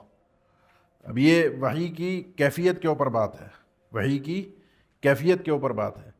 اب جو موسیٰ علیہ السلام کی والدہ کی طرف جو وحی کی گئی تھی، وہ وحی جو تھی اس میں کوئی صراحت نہیں ہے کہ یہ جبرائیل امین کے ذریعے سے ہوئی یا کسی اور فرشتے کے ذریعے سے ہوئی یا کسی اور انداز سے ہوئی، اس کی کوئی صراحت نہیں ہے۔ اسی طریقے سے یہ جو فرشتوں کی طرف ہے تو فرشتوں کے لیے وحی اللہ تعالیٰ کی اس کے دونوں طریقے موجود ہیں۔ ڈائریکٹ کلام بھی ہے وَإِذْ قَالَ رَبُّكَ لِلْمَلَائِكَةِ إِنِّي جَاعِلٌ فِي الْأَرْضِ خَلِيفَةً قَالُوا وَتَجْعَلُ فِيهَا مَن يُفْسِدُ فِيهَا، یہ ڈائریکٹ کلام ہے فرشتوں کا اللہ تعالیٰ کے ساتھ۔ اور یہ بھی ہے إِذْ يُوحِي رَبُّكَ إِلَى الْمَلَائِكَةِ أَنِّي مَعَكُمْ فَثَبِّتُوا الَّذِينَ آمَنُوا، جب جنگ بدر پر یہ فرشتے آئے تھے تو اللہ تعالیٰ نے ان کی طرف وحی کی تھی۔ اور عموماً جو اللہ تعالیٰ آرڈر نازل فرماتا ہے آسمان کی طرف فرشتوں کے لیے، تو عمومی جو اس کا سلسلہ ہے حتی اذا فزع عن قلوبهم قالوا ماذا قال ربكم، تو جب وہ پہلی اللہ کی طرف سے آرڈر آتا ہے تو پہلے تو فرشتے اس کو جب ان کو پتہ چلتا ہے تو اس وحی کی شدت سے بے ہوش ہو جاتے ہیں، اور وہ بھی ایک حدیث میں آتا ہے جب جبرائیل امین اللہ کے نبی صلی اللہ علیہ وسلم کو لے کر آسمان پر گئے تھے، سدرۃ المنتہا کے بعد انہوں نے کہا یہ وہ مقام ہے کہ جہاں سے نیچے کی چیزیں اوپر تک یہاں تک لائی جاتی ہیں اور پھر یہاں سے آگے لے جانے کے لیے الگ سلسلہ ہے، اور اوپر سے جو چیزیں آتی ہیں وہ یہاں تک آتی ہیں، یہاں سے پھر ہمیں دی جاتی ہیں اور ہم لے کر پھر نیچے آتے ہیں۔ تو بہرحال کیفیت الگ الگ ہے، وحی کی کیفیت الگ الگ ہے۔ البتہ یہ اطلاع کرنا، اللہ تعالیٰ کا پہنچا دینا، الہام کرنا، آج کے دور میں بھی کسی کو خواب کے ذریعے سے اللہ تعالیٰ کسی چیز کی اطلاع فرما دیتا ہے، جیسا کہ سورہ یوسف کے اندر کئی خوابوں کا تذکرہ ہے کہ ایک انسان کا اپنا مارا جانا، ایک انسان کا اپنا قید سے آزاد ہو جانا، جو دو لوگ سیدنا یوسف علیہ السلام کے ساتھ جیل میں تھے، اسی طرح بادشاہ کو خواب آنا، اس کی تدبیریں، اس کے معاملات، سیدنا یوسف علیہ السلام کو اپنا خواب آنا۔ تو یہ وحی کی شکل ہے، اطلاع کی ایک شکل ہے، وحی سے مراد اطلاع کی ایک شکل ہے جس کو اللہ تعالیٰ اپنی تدبیر سے پورا فرماتا ہے۔ تو وحی اللہ لبعض مخلوقات غیر العاقلہ، بعض غیر عاقلہ غیر سمجھدار مخلوق کی طرف اللہ تعالیٰ کا وحی کرنا، یعنی ان کو اطلاع دینا کہ ان کو کرنا کیا ہے۔ اب یہ جیسا النحل کا ذکر ہے، شہد کی مکھی کا، کہ وَأَوْحَى رَبُّكَ إِلَى النَّحْلِ أَنِ اتَّخِذِي مِنَ الْجِبَالِ بُيُوتًا وَمِنَ الشَّجَرِ وَمِمَّا يَعْرِشُونَ، کہ اس نے یہ جو شہد بنانا ہے وہ کس طریقے سے بنانا ہے، یہ اللہ تعالیٰ نے وحی کی شہد کی مکھی کی طرف کہ تم پہاڑوں اور یہ درختوں کے اندر اپنے گھر بناؤ جو چھتے ہوتے ہیں۔ اب یہ جو وحی ہے یہ اس کی فطرت میں جو سسٹم رب العالمین نے بنایا ہے وہ ہے، اس کا تذکرہ ہے، جو اللہ تعالیٰ نے ان کی فطرت میں، مکھیوں کی فطرت میں جو طریقہ کار رکھا ہے اس کا تذکرہ، جس کو وحی سے تعبیر کیا کہ اللہ تعالیٰ نے ان کو یہ علم دیا ہے خفیہ طور پہ کہ وہ کس طریقے سے شہد کو پیدا کریں گی۔ واضح؟ اور وحی کا شرعی معنی، یعنی یہ تو لغوی معنی تھا، شرعی یعنی جب ہم پڑھ رہے ہیں اب جو یہاں پر اعلام اللہ انبیاءہ بما یرید ان یبلغہ الیہم من شرع او کتاب بواسطۃ او بغیر واسطۃ، اللہ تعالیٰ کا خبر دینا، علم دینا، اطلاع دینا اپنے انبیاء کو۔ اب ہم یہ کہتے ہیں کہ وحی جو ہے وہ انبیاء پر آتی ہے، غیر نبی پر وحی اس معنی میں نہیں آتی، صحیح ہے؟ الہام، اطلاع، وہ سارے معنی، خواب، ٹھیک ہے نا؟ اسی لیے اللہ کے نبی صلی اللہ علیہ وسلم نے جو خواب ہیں ان کو کیا کہا ہے؟ نبوت کا 46واں حصہ، صحیح ہے؟ اس کے معنی کی تعین میں اہل علم کے مختلف اقوال ہیں، صحیح بخاری کی حدیث ہے، وہاں دیکھ لیجئے گا۔ تو اعلام اللہ انبیاءہ بما یرید ان یبلغہ الیہم، جو اللہ تعالیٰ ارادہ فرماتا ہے کہ ان تک یہ بات پہنچے، جو خبر ان تک پہنچے، چاہے اس کا تعلق شریعت سے ہو، دین سازی سے ہو، چاہے وہ کتاب کی شکل میں ہو اور وہ کتاب کسی واسطے کے یا بغیر واسطے کے ہو۔ صحیح نا؟ قرآن مجید کتاب بھی ہے اور قرآن مجید قرآن بھی ہے۔ اللہ تعالیٰ نے موسیٰ علیہ السلام کو لوحات جو دیں وہ اپنے ہاتھ سے لکھ کر وہ کتاب جو ہے وہ ان کو تورات جو ہے وہ لکھی ہوئی عطا کی کتابی شکل کے اندر، جس کا تذکرہ اللہ تعالیٰ نے 9ویں پارے میں سورہ اعراف میں فرمایا ہے کہ ہم نے یہ کتاب لوحات جو ہے ان کو دیں، اور وہ لوحات اللہ نے، جس کا تذکرہ احادیث میں صحیح مسلم کی حدیث میں ہے کہ جب آدم علیہ السلام نے موسیٰ علیہ السلام سے گفتگو کی تو ان کو فرمایا کہ اللہ تعالیٰ نے لوحات جو ہے، تورات جو ہے وہ اپنے ہاتھ سے تمہارے لیے لکھی تھی، اپنے ہاتھ سے تمہارے لیے لکھی تھی۔ وقد جمعتها آیۃ واحدہ فی قول اللہ تعالی، یہ تمام جو شکلیں ہیں پیچھے جن کا تذکرہ لغوی اور اصطلاحی دونوں طرح آیا ہے، ان کو اللہ تعالیٰ کے اس فرمان میں جمع کیا گیا ہے۔ وما كان لبشر ان يكلمه الله الا وحيا او من وراء حجاب او يرسل رسولا فيوحي باذنه ما يشاء انه علي حكيم، کسی بھی انسان کے لیے یہ لائق ہی نہیں ہے کہ اللہ تعالیٰ اس سے ڈائریکٹ کلام کرے آمنے سامنے، الا وحیا، مگر وحی کر کے۔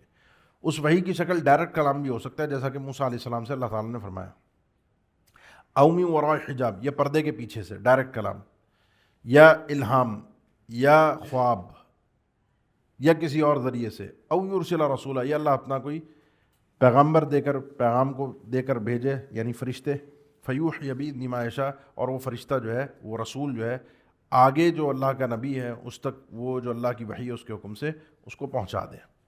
تو یہ مختلف اس کی شکلیں ہیں۔ پھر اس کی آگے فرشتوں تک کیفیت کیا ہے اور دیگر انبیاء تک کیفیت کیا ہے، کیفیتیں الگ الگ ہیں۔ بہرحال یہ جو ہے وہ ایک مختصر سا اس کا ایک تذکرہ ہے۔ جی، نزول القرآن أولا معنى نزول القرآن هو إنزال القرآن الكريم من الله تعالى كتابة أو تكليما. جی پڑھیں. ثانيا أقسامه ينقسم نزول القرآن إلى قسمين: نزول ابتدائي وهو ما لم يتقدم نزوله سبب يقتضيه وهو غالب آيات القرآن. نزول سببي وهو ما تقدم نزوله سبب يقتضيه، وهذا السبب قد يكون سؤالا يجيب الله عنه أو حادثة وقعت وتحتاج إلى بيان أو فعل واقع يحتاج إلى معرفة حكمه. ثالثا تنزلاته. الراجح في هذه المسألة أن للقرآن تنزلتين: النزول الجملي نزول كتابة، وذلك بنزوله مكتوبا جملة واحدة إلى السماء الدنيا في ليلة القدر من شهر رمضان. النزول المنجم نزول تكليم، وذلك بنزوله مفرقا يوحيه جبريل إلى النبي صلى الله عليه وسلم تكليما على مدى 23 سنة من بداية بعثة النبي صلى الله عليه وسلم إلى وفاته. جی نزول القرآن الکریم، قرآن کریم کا نزول. پہلا سوال پیدا ہوتا ہے، وحی آپ نے پڑھ لی، وحی کے مختلف طریقے، کیفیتیں، شکلیں. اللہ کے نبی صلی اللہ علیہ وسلم تک قرآن مجید کیسے پہنچا؟ آسمان سے آپ تک کیسے آیا؟ اور آپ سے پھر صحابہ سے ہم تک، یہ پورے ایک تسلسل ہے جس کو ہم انشاءاللہ پڑھیں گے. پہلی چیز ہے معنی نزول القرآن. نزول قرآن سے کیا معنی ہے؟ ہوا انزال القرآن الکریم من اللہ تعالیٰ کتابۃ و تکلیما. اللہ تعالیٰ کا اتارنا قرآن مجید کو، اللہ تعالیٰ کی طرف سے اتارا جانا قرآن مجید کا دو طرح سے ہے: کتابتاً او تکلیما، لکھی ہوئی شکل میں کتابتاً، اور تکلیماً کلام کی شکل میں. اسی لیے قرآن مجید کا جب آپ دیکھتے ہیں، قرآن مجید میں وَإِنَّهُ لَكِتَابٌ عَزِيزٌ، صحیح ہے نا؟ تلک آیات القرآنی و کتاب مبین. قرآن بھی اور کتاب مبین بھی، یہ آیات ہے قرآن کی اور کتاب مبین کی. قرآن بھی ہے اور کتاب بھی ہے. تو قرآن مجید کتاب بھی ہے، اور اس کے کتاب کے دو معنی ہیں کہ یہاں حصی طور پر ہم ایک اس کو مکتوباً دیکھتے ہیں، لکھا ہوا، جو آج ہمارے سامنے موجود ہے، اور ایک جو ہے وہ سیدنا ابن عباس رضی اللہ عنہ کا، جیسا کہ آگے آ رہا ہے نزول الجملی کے اندر، کہ ابن عباس رضی اللہ عنہ کا، جس کا میں نے پہلے بھی اشارہ کیا تھا، رضی اللہ تعالیٰ عنہ قول جو تفسیر طبری میں، جس کو تقریباً اہل علم نے قبول کیا ہے اور سندن بھی قابل قبول ہے، کہ اللہ تعالیٰ نے جو ہے وہ یہ قرآن مجید جو ہے یہ نازل فرمایا ہے الی السماء الدنیا فی لیلۃ القدر. یہ پورا کا پورا قرآن کریم لوح محفوظ سے سمائے دنیا پر، جس میں بیت العزہ کا بھی تذکرہ ہے بعض روایات میں، اس پر نازل فرمایا ہے پورا اکٹھا قرآن مجید لیلۃ القدر میں. تو انا انزلناہ فی لیلۃ القدر، اس کے دو معنی ہیں کہ اللہ تعالیٰ نے اس قرآن مجید کو لیلۃ القدر میں نازل فرمایا ہے. ایک تو یہ پورا کتابتاً، اور دوسرا معنی اس آیت کا یہ بھی ہے کہ اللہ تعالیٰ نے جو پہلی وحی نازل فرمائی وہ بھی لیلۃ القدر میں، شہر رمضان الذی انزل فیہ القرآن، شہر رمضان الذی انزل فیہ القرآن، جس کا آگے آ رہا ہے کہ نزول منجم. تو اس کا آغاز جو ہے اللہ کے نبی صلی اللہ علیہ وسلم پر جو غار حرا میں ہوا تھا، وہ مہینہ کون سا تھا؟ رمضان کا، ٹھیک ہے. اور دن کون سا تھا؟ پیر کا دن تھا، جو صحیح مسلم میں حدیث ہے. جب آپ سے پیر کے دن کے روزے کے متعلق پوچھا گیا تو آپ نے کیا فرمایا کہ فیہ ولدت وفیہ انزل علیہ، اس دن میری ولادت بھی ہوئی اور اسی دن اللہ تعالیٰ کی طرف سے مجھ پر وحی بھی نازل ہوئی ہے. تو کتابتاً اور تکلیماً، اس کی وضاحت بہرحال آگے اسی آ رہی ہے. اقسامہ ینقسم نزول القرآن الی قسمین. قرآن کریم کا نزول جو ہے اس کی دو ایک بنیادی قسمیں ہیں. ایک ہے کہ وہ ما لم یتقدم نزول سبب یقتضیہ وہو غالب آیت القرآن، کہ آیت کے نزول سے پہلے کوئی وجہ نہ ہو. ما لم یتقدم، نہ متقدم ہو، نہ پہلے ہو کوئی قرآن مجید کے نزول سے پہلے سبب، ما لم یتقدم نزولہ سبب یقتضی، کوئی وجہ کیا ہوتی ہے؟ کوئی حادثہ ہوا، کوئی واقعہ ہوا، کسی نے کوئی سوال کیا، کوئی معاملہ پیش آیا، تو اللہ تعالیٰ کی طرف سے وحی آئی. وہ غالب آیت، اکثر قرآن مجید کی آیات دنیا میں کوئی وجہ سامنے نہیں تھی اور اللہ تعالیٰ کی طرف سے پہلی وحی اقرأ بسم ربک الذی خلق. کیا واقعہ، کیا وجہ بنی تھی کہ آیات نازل ہوئی؟ وجہ کوئی دنیا میں نہیں ہے. واضح. اور دوسرے نزول سببی، جس کو ہم اسباب نزول کہتے ہیں، کہ کوئی واقعہ، کوئی سوال، کوئی مسئلہ پیش آیا تو اللہ کے نبی صلی اللہ علیہ وسلم پر پھر اللہ تعالیٰ کی طرف سے وحی نازل ہوئی. جس طرح کے جتنے آیات اس حوالے سے ہیں وَيَسْأَلُونَكَ، یسألونک کے نام سے جتنی بھی آیات ہیں وہ سب کی سب کیا ہے، ان کا وجہ ہے کہ یہ لوگ آپ سے سوال کر رہے ہیں تو ہم آپ کو وَيَسْأَلُونَكَ عَنِ الرُّوحِ قُلِ الرُّوحُ مِنْ أَمْرِ رَبِّي وَيَسْأَلُونَكَ عَنِ الشَّهْرِ الْحَرَامِ عن الجبال فقل ينسفها ويسألونك عن الشهر الحرام قتال فيه قل قتال ويسألونك ماذا ينفقون. یہ سارے کے سارے کیا ہیں بھائی، سوالات تھے، وجہ تھی. تو وَهُوَ مَا تَقَدَّمَ نُزُولَهُ سَبَبٌ يَقْتَضِيهِ، صحیح ہے، اس سے پہلے کوئی وجہ موجود ہو جو تقاضا کر رہی ہو تو اس کے مطابق اس کا نزول ہوتا ہے. وَهَذَا السَّبَبُ، اور یہ سبب جو ہے قد يكون سوالا يجيب الله عنه، کبھی کبھی یہ کس طرح ہوتا ہے، سوال ہوتا ہے اور جس کا اللہ تعالیٰ جواب دے. اس کی مثالیں ہم نے دی.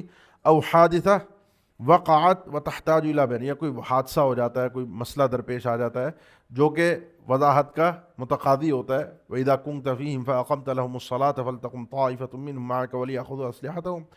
واقعہ پیش آیا کہ آپ جنگ میں ہم نماز پڑھنی ہے باجماعت کس طریقے سے، تو اللہ تعالیٰ نے وجہ بنی، اس میں یہ نہیں ہے کہ آپ سے سوال کر رہے ہیں، اس میں اللہ تعالیٰ نے نازل فرمایا. تو اب یہ آیت جو ہے اس کا ایک پس منظر ہے، اس پس منظر کی روشنی میں او فعل واقع يحتاج الى معرفت حکم، یا کوئی معاملہ ہوا ہے، کوئی مسئلہ ہوا ہے. قد سمع اللہ قول التي تجادلك في زوجها وتشتكي الى اللہ. اب یہ مسئلہ ہو گیا، شوہر نے اپنی بیوی کو کہہ دیا کہ انت علی کظہری امی، جس کو ظہار کہا جاتا ہے، کہ اپنی بیوی کو یہ کہہ دیا جائے کہ تم میرے لیے میری ماں کی طرح ہو. دور جاہلیت میں یہ طلاق، یہ لفظ طلاق کے لیے بولا جاتا تھا، لیکن عام طلاق بھی نہیں، ایسی طلاق کہ اب یہ عورت کبھی بھی اس مرد سے اب اس کا میاں بیوی والا رشتہ رہ ہی نہیں سکتا اس ایک جملے سے. خولہ رضی اللہ تعالیٰ عنہ اللہ کے رسول کے پاس آئی کہ میرے ساتھ مسئلہ یہ فعل ہوا ہے واقع یحتاج الی معرفت حکم، اس کا حکم جاننا ہے ان کو. تو اللہ کے رسول نے مسئلہ تو ایسے ہی چلا رہا ہے، میں تو کچھ نہیں کر سکتا، ان کے اپنے اشکالات تھے. تو اب اللہ تعالیٰ نے یہ وحی نازل فرمائی. اب یہ ایک وجہ تھی، یا ایھا الذین آمنوا لا تتخذوا عدوی وعدوکم اولیاء تلقون الیہم بالمودہ. صحیح نا، ایک پیچھے واقعہ ہوا، ایک مسئلہ ہوا، وہ خط جو مکہ کی طرف بھیجا گیا. واضح؟ نماز ابھی ہو رہی ہے لیکن وہ بغیر مائک کے ہو رہی ہے. ہمیں کہا گیا کہ آپ چاہیں تو ابھی پڑھ لیں اور چاہے تو 9 بجے، کل سے 9 بجے ہی ہوگی باہر نماز، تو ہم 9 بجے پڑھ لیں یا ابھی پڑھ لیں؟ 9 بجے پڑھ لیں، کل سے تو 9 بجے ہوگی باجماعت. تنزلاتہ، قرآن کریم کا جو اتارا جانا ہے آسمان سے وہ کس طرح سے ہوا، اس کی آگے وضاحت ہے. جملی اور منجم، جملی سے مراد ایک ساتھ اکٹھا، اور اس سے مراد وہی ہے جو اوپر آپ نے کتابتاً کی وضاحت میں پڑھا. الراجح فی هذه المسألة ان للقرآن تنزلین، قرآن کے 2 نزول ہیں، 2 مرتبہ قرآن اترا ہے. ایک مرتبہ اترا ہے النزول الجملی، ایک مرتبہ جو قرآن اترا ہے پورا اکٹھا ایک ساتھ، اور وہ کتابتاً، نزول الکتابہ لکھا ہوا قرآن اترا ہے. وذلك بنزوله مكتوبا جملة واحدة إلى السماء الدنيا في ليلة القدر من شهر رمضان. اور یہ جو نزول ہے کتابتاً جملة واحدہ اکٹھا، یہ اس کا لکھا ہوا نزول ہے اکٹھا ایک ساتھ آسمان دنیا کی طرف لوح محفوظ سے لیلۃ القدر میں، شہر رمضان میں. سیدنا ابن عباس کا قول ہے، جس کا میں نے آپ کو حوالہ دیا ہے تفسیر الطبری میں. اور دوسرا ہے النزول المنجم، النزول المنجم، منجم تنجیم، ٹکڑوں میں، مختلف حصوں میں، تھوڑا تھوڑا کر کے. اور وہ ہے نزول التکلیم. پہلا کتابتاً تھا، یہ کلامن ہے کہ اللہ تعالیٰ نے وقتاً فوقتاً جو وحی نازل ہوئی وہ جبرائیل امین کو وحی کی، جبرائیل امین نے اس وحی کو سنا اور وہ وحی لا کر اللہ کے نبی صلی اللہ علیہ وسلم وَإِنَّهُ لَتَنزِيلُ رَبِّ الْعَالَمِينَ نَزَلَ بِهِ الرُّوحُ الْأَمِينُ عَلَى قَلْبِكَ لِتَكُونَ مِنَ الْمُنذِرِينَ بِلِسَانٍ عَرَبِيٍّ مبین. ہے نا، جبرائیل امین یہ نازل کردہ کتاب ہے، اتاری ہوئی کتاب ہے، یہ قرآن مجید اللہ رب العالمین کی طرف سے، جس کو روح الامین لے کر آئے ہیں. تو یہ حصوں میں، مختلف حصوں میں جیسے جیسے ضرورت پڑتی تھی جبرائیل امین، اور پورا کا پورا قرآن جبرائیل امین لے کر آئے ہیں. دیگر چیزیں، دیگر باتیں، دیگر مسائل وہ دیگر فرشتے بھی آتے رہے ہیں، دیگر فضیلتیں جس طرح کے سورہ بقرہ کی آخری 2 آیات کی فضیلت ہیں کہ فرشتہ آج سے پہلے کبھی آسمان سے زمین پر نہیں آیا، تو وہ فضیلت لے کر آئے، وہ آیتیں لے کر، آیتوں کا نزول اس فرشتے کے ذریعے سے نہیں ہوا. آجے وذالک بنزولہ مفرقا، اور یہ اس جو نزول ہے، نزول تکلیم، کلامن، جو اللہ نے کلام فرمایا، جبرائیل امین نے سنا اور پھر اس کو لا کر اللہ، اس کا نزول ہے ٹکڑوں میں، حصوں میں، مفرقاً ٹکڑوں میں. یوحیہ جبریل الی النبی صلی اللہ علیہ وسلم، جس کی وحی کرتے ہیں جبرائیل اللہ کے نبی صلی اللہ علیہ وسلم تک، تکلیماً، کلام کی شکل میں. اعلیٰ مدہ 23 سنہ، کتنی مدت پر؟ 23 سال کی. اور یہ کب سے ہے؟ من بدایت بعثت نبی صلی اللہ علیہ وسلم الی وفات. یہ سیدنا ابن عباس کا قول ہے، صحیح بخاری میں فرماتے ہیں اللہ کے نبی صلی اللہ علیہ وسلم کی جب 40 سال عمر ہوئی تو آپ پر اللہ کی طرف سے پہلی وحی نازل ہوئی. پھر اللہ کے نبی صلی اللہ علیہ وسلم 13 سال مکہ میں ٹھہرے، پھر آپ کو ہجرت کا حکم ہوا، اور ہجرت کے 10 سال تک پھر آپ پر وحی کی گئی، اور پھر آپ کی جو وفات ہوئی وہ 63 سال کی عمر میں آپ کی وفات ہوئی. یہ پورا اسی طریقے سے سیدنا ابن عباس کا قول صحیح بخاری کے اندر موجود ہے. تو یہ تھوڑا تھوڑا کر کے 23 سال میں 13 سال مکہ کے اور 10 سال مدینہ کے، اس طریقے سے ٹکڑوں ٹکڑوں میں اللہ تعالیٰ نے قرآن مجید نازل کیا. اب سوال پیدا ہوتا ہے کہ آہستہ آہستہ اکٹھا آ جاتا، لولا نزل علیہ القرآن جملۃ واحدہ. کافروں کا یہ اعتراض تھا نا سورہ فرقان میں کہ اللہ کے نبی صلی اللہ علیہ وسلم پہ قرآن اکٹھا ایک ساتھ کیوں نہیں، یہ تھوڑا تھوڑا تھوڑا تھوڑا تھوڑا تھوڑا کر کے نازل ہو رہا ہے، ایسا کیوں ہے؟ اکٹھا ہی نازل ہو جائے، جیسے کہ موسیٰ علیہ السلام کو تورات اکٹھی مل گئی تھی. تو اس کے فوائد ہیں، ان میں ایک فائدہ تثبیت فؤاد الرسول کذالک لنثبت به فؤادک. قرآن مجید میں اللہ نے ذکر فرمایا کہ آپ کے دل کو مضبوط کرتے ہیں. جس کنڈیشن میں، جس کیفیت میں اللہ کے نبی صلی اللہ علیہ وسلم ہوتے ہیں، آپ کو کوئی اعتراض کا جواب چاہیے ہوتا ہے، آپ غمگین ہوتے ہیں، پریشان ہوتے ہیں اعتراضات سے، تانوں سے. وَلَقَدْ نَعْلَمُ أَنَّكَ يَضِيقُ صَدْرُكَ بِمَا يَقُولُونَ فَسَبِّحْ بِحَمْدِ. ہمیں پتہ ہے پوری طرح، ہم جانتے ہیں کہ آپ ان کے تانوں سے آپ کا سینہ تنگ ہو رہا ہے، آپ کو تکلیف ہو رہی ہے، آپ انسان ہیں، آپ ایک حق بات پہنچا رہے ہیں، ان کو جہنم سے نکلنے کی بات بتا رہے ہیں، جنت کی طرف اللہ کی طرف سے وحیاں پہنچا رہے ہیں، اور وہ آپ کا مذاق اڑا رہے ہیں، تکلیف ہو رہی ہے آپ کو، ہمیں پتہ ہے. اس تکلیف کا علاج کیا ہے؟ فسبح. اب جب یہ اس موقع پر یہ آیت نازل ہوگی تو دل کو کیا سکون ملے گا، دل کو اطمینان ملے گا، کیونکہ نصیحت. اب ہم یہ آیتیں ہم نے بہت ساری پڑھی ہوئی ہوتی ہیں، لیکن جب آپ کبھی پریشانی میں ہوں، کبھی آپ خود ٹینشن میں ہوں، اور پھر اس وقت کوئی آ کے آپ کو آیت سنائے، وما محمد الا رسول قد خلت من قبلہ الرسل افإن مات او قتل. آیت تو بے شمار بار سنی ہوئی تھی، لیکن کبھی عملی طور پر اس کا ذہن میں خاکہ ہی نہیں آیا. اور جب عملی طور پر اس آیت کا خاکہ سامنے آیا تو آیت ذہن میں ہی نہیں تھی.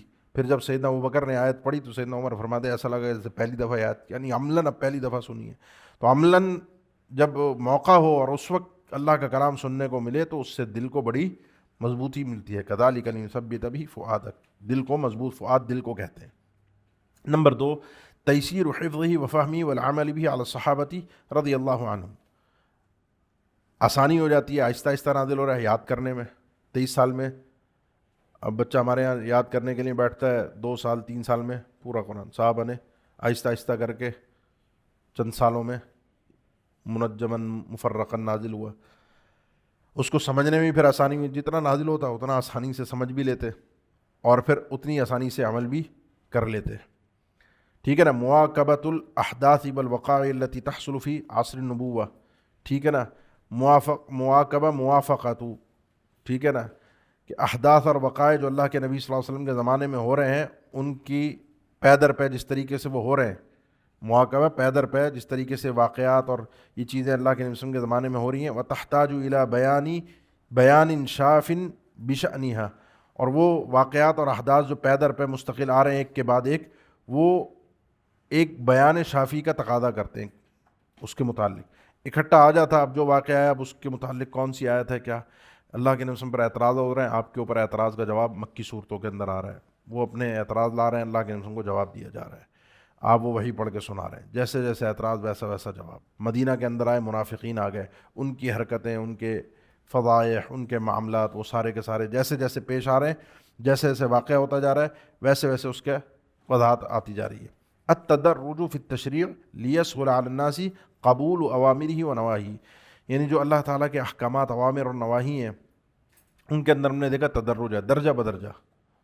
ربا کے متعلق بھی اسی طرح ہے، اسی سود کے متعلق، اسی طریقے سے شراب کے متعلق، جوئے کے متعلق، ٹھیک ہے نا. ومن ثمرات النخیل والاعناب تتخذون منه سکرا ورزقا حسنا. پہلے مکہ کے اندر اللہ تعالیٰ نے ذکر فرمایا کہ یہ جو ومن ثمرات النخیل والاعناب، یہ کھجور اور انگور جو ہیں، ان کے پھلوں سے تم کیا کرتے ہو؟ رس نکال کر شراب بناتے ہو. یہ اللہ نے ایک انعام کے طور پر، ایک احسان کے طور پر ذکر کیا شروعات میں. اب حالانکہ یہ بعد میں حرام ہو گئی. اب یہ جب حرام ہوئی تو یہ درجہ بدرجہ ان کو سیکھنے سمجھنے کو، اور پھر اس کی حرمت کے بھی درجات ہیں کہ پہلے بتایا کہ فیما اسم کبیر ومنافع للناس، پھر بتایا کہ لا تقربوا الصلاۃ وانتم سکارى، اور پھر بتایا کہ انما الخمر والمیسر والانصاب والازلام رجس من عمل الشیطان. واضح؟ تو یہ درجہ بدرجہ کرنے میں، قبول کرنے میں آسانی ہوتی ہے، انسان کو ماننے میں آسانی ہوتی ہے. یہیں تک پڑھا تھا آپ نے؟ جی پڑھیں. خامسا مدة نزوله وبدءه.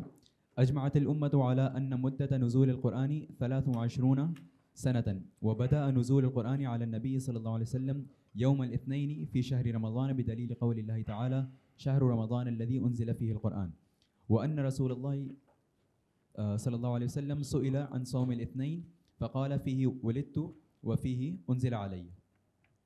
سادسا أول ما نزل وآخر ما نزل، والفائدة من معرفة ذلك. أول ما نزل من القرآن على الإطلاق الآية الخمس الأولى من سورة العلق، وآخر ما نزل من القرآن على الإطلاق فعن ابن عباس رضي الله عنهما قال آخر آية نزلت على النبي صلى الله عليه وسلم واتقوا يوما ترجعون فيه إلى الله ثم توفى كل نفس ما كسبت وهم لا يظلمون.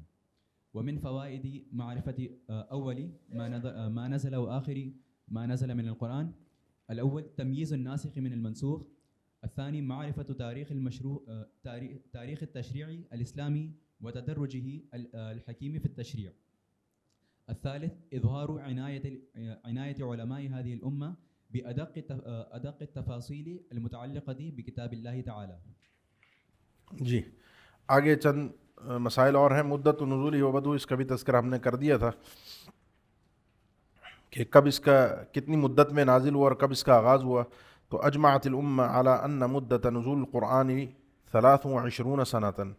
امت کا اجماع ہے کہ قرآن مجید کی جو مدت نزول ہے، جو الگ الگ تھوڑا تھوڑا کر کے نازل ہوا ہے، وہ 23 سال میں نازل ہوا ہے. وبدأ نزول القرآن علی النبی صلی اللہ علیہ وسلم یوم الاثنین فی شہر رمضان بدلیل قول اللہ تعالی شہر رمضان الذی انزل فی القرآن. اور جو قرآن مجید کا آغاز ہوا اللہ کے نبی صلی اللہ علیہ وسلم پر پہلی وحی جو آئی ہے وہ پیر کا دن تھا اور رمضان کا مہینہ تھا، کیونکہ اللہ تعالیٰ کا فرمان ہے شہر رمضان الذی انزل فیہ القرآن. اور آپ غار حرا میں تھے اور جبرائیل امین آئے اور انہوں نے آ کر آپ کو پکڑا، دبایا اور کہا کہ پڑھو. آپ نے فرمایا میں پڑھ نہیں سکتا. 3 دفعہ یہ معاملہ ہوا اور اس کے بعد پھر اقرأ بسم ربک الذی خلق. یہ 5 آیتیں جو ہیں وہ اللہ تعالیٰ کی طرف سے نازل ہوئیں. وأن رسول اللہ صلی اللہ علیہ وسلم سئل عن صوم یوم الاثنین فقال فیہ ولدت وفیہ انزل علی. اس کا تذکرہ میں کر چکا ہوں. دوسری چیز یہ ہے کہ قرآن کی پہلی آیت کون سی نازل ہوئی اور آخری آیت کون سی نازل ہوئی. اول ما نزل و آخر ما نزل و فائدۃ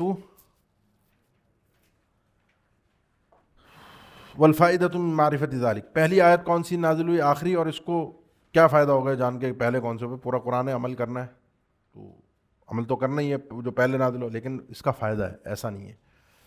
اول ما نزل من القرآن الکریم علی الاطلاق الآیۃ الخمس الاولی من سورۃ العلق. بالاتفاق یہ پہلی جو 5 سورہ علق کی آیات ہیں، اقرأ بسم ربک الذی خلق خلق الانسان من علق اقرأ وربک الاکرم الذی علم بالقلم علم الانسان ما لم یعلم. یہ 5 آیتیں ہیں جو پہلی وحی اللہ کے نبی صلی اللہ علیہ وسلم پر نازل ہوئی. اس کے بعد سورہ مدثر کی آیات ہیں آغاز کی. تو اس کا مطلب یہ ہے کہ صورتیں اکٹھی بھی نازل ہوئیں پوری اور ٹکڑوں میں بھی نازل ہوئیں. اسی لیے اللہ کے نبی صلی اللہ علیہ وسلم پر جب کوئی صورت کی چند آیات نازل ہوتی ہیں، بعد میں چند آیت، تو آپ بتاتے کہ ان آیتوں کو اس صورت کے ساتھ ملا کر رکھا جائے. صحیح ہے نا. اور اکٹھی صورتوں میں سورہ فلق، سورہ ناس، سورہ اخلاص، سورہ فاتحہ، اس طرح کی کئی ایک چھوٹی صورتیں جو پوری اکٹھی ایک ساتھ نازل ہوئیں، اور بڑی بڑی صورتیں اکثر تقریباً وہ ساری الگ الگ نازل ہوئی ہیں. اور راجح قول کے مطابق جو ہے آیات کے حصے بھی الگ الگ نازل ہوئے ہیں. بعض آیات کے حصے بھی، یعنی پوری آیت اکٹھی ایک ساتھ نازل نہیں ہوئی. راجح بات یہی ہے، یعنی آیت کا کچھ حصہ پہلے نازل ہوا اور کچھ حصہ بعد میں نازل ہوا. صحیح ہے. جیسا کہ یہ آیت جو میں نے پیچھے اشارہ بھی کیا تھا، یا ایھا الذین آمنوا لا تقربوا الصلاۃ وانتم سکارى حتى تعلموا ما تقولون ولا جنبا الا عابر سبیل حتى تغتسلوا ان کنتم مرضى. ہے نا یہ آیت کون سی صورت میں؟ سورہ نساء میں 5ویں پارے میں. کہ ایمان والو نماز کے قریب نہ جاؤ یہاں تک کہ تم کیا ہو؟ نشے کی حالت میں ہو. یہ آیت حرمت شراب سے پہلے کی ہے، شراب کے حرام ہونے سے پہلے کی آیت ہے. اس کے بعد شراب حرام ہو گئی تھی. واضح؟ اور شراب حرام کب ہوئی تھی؟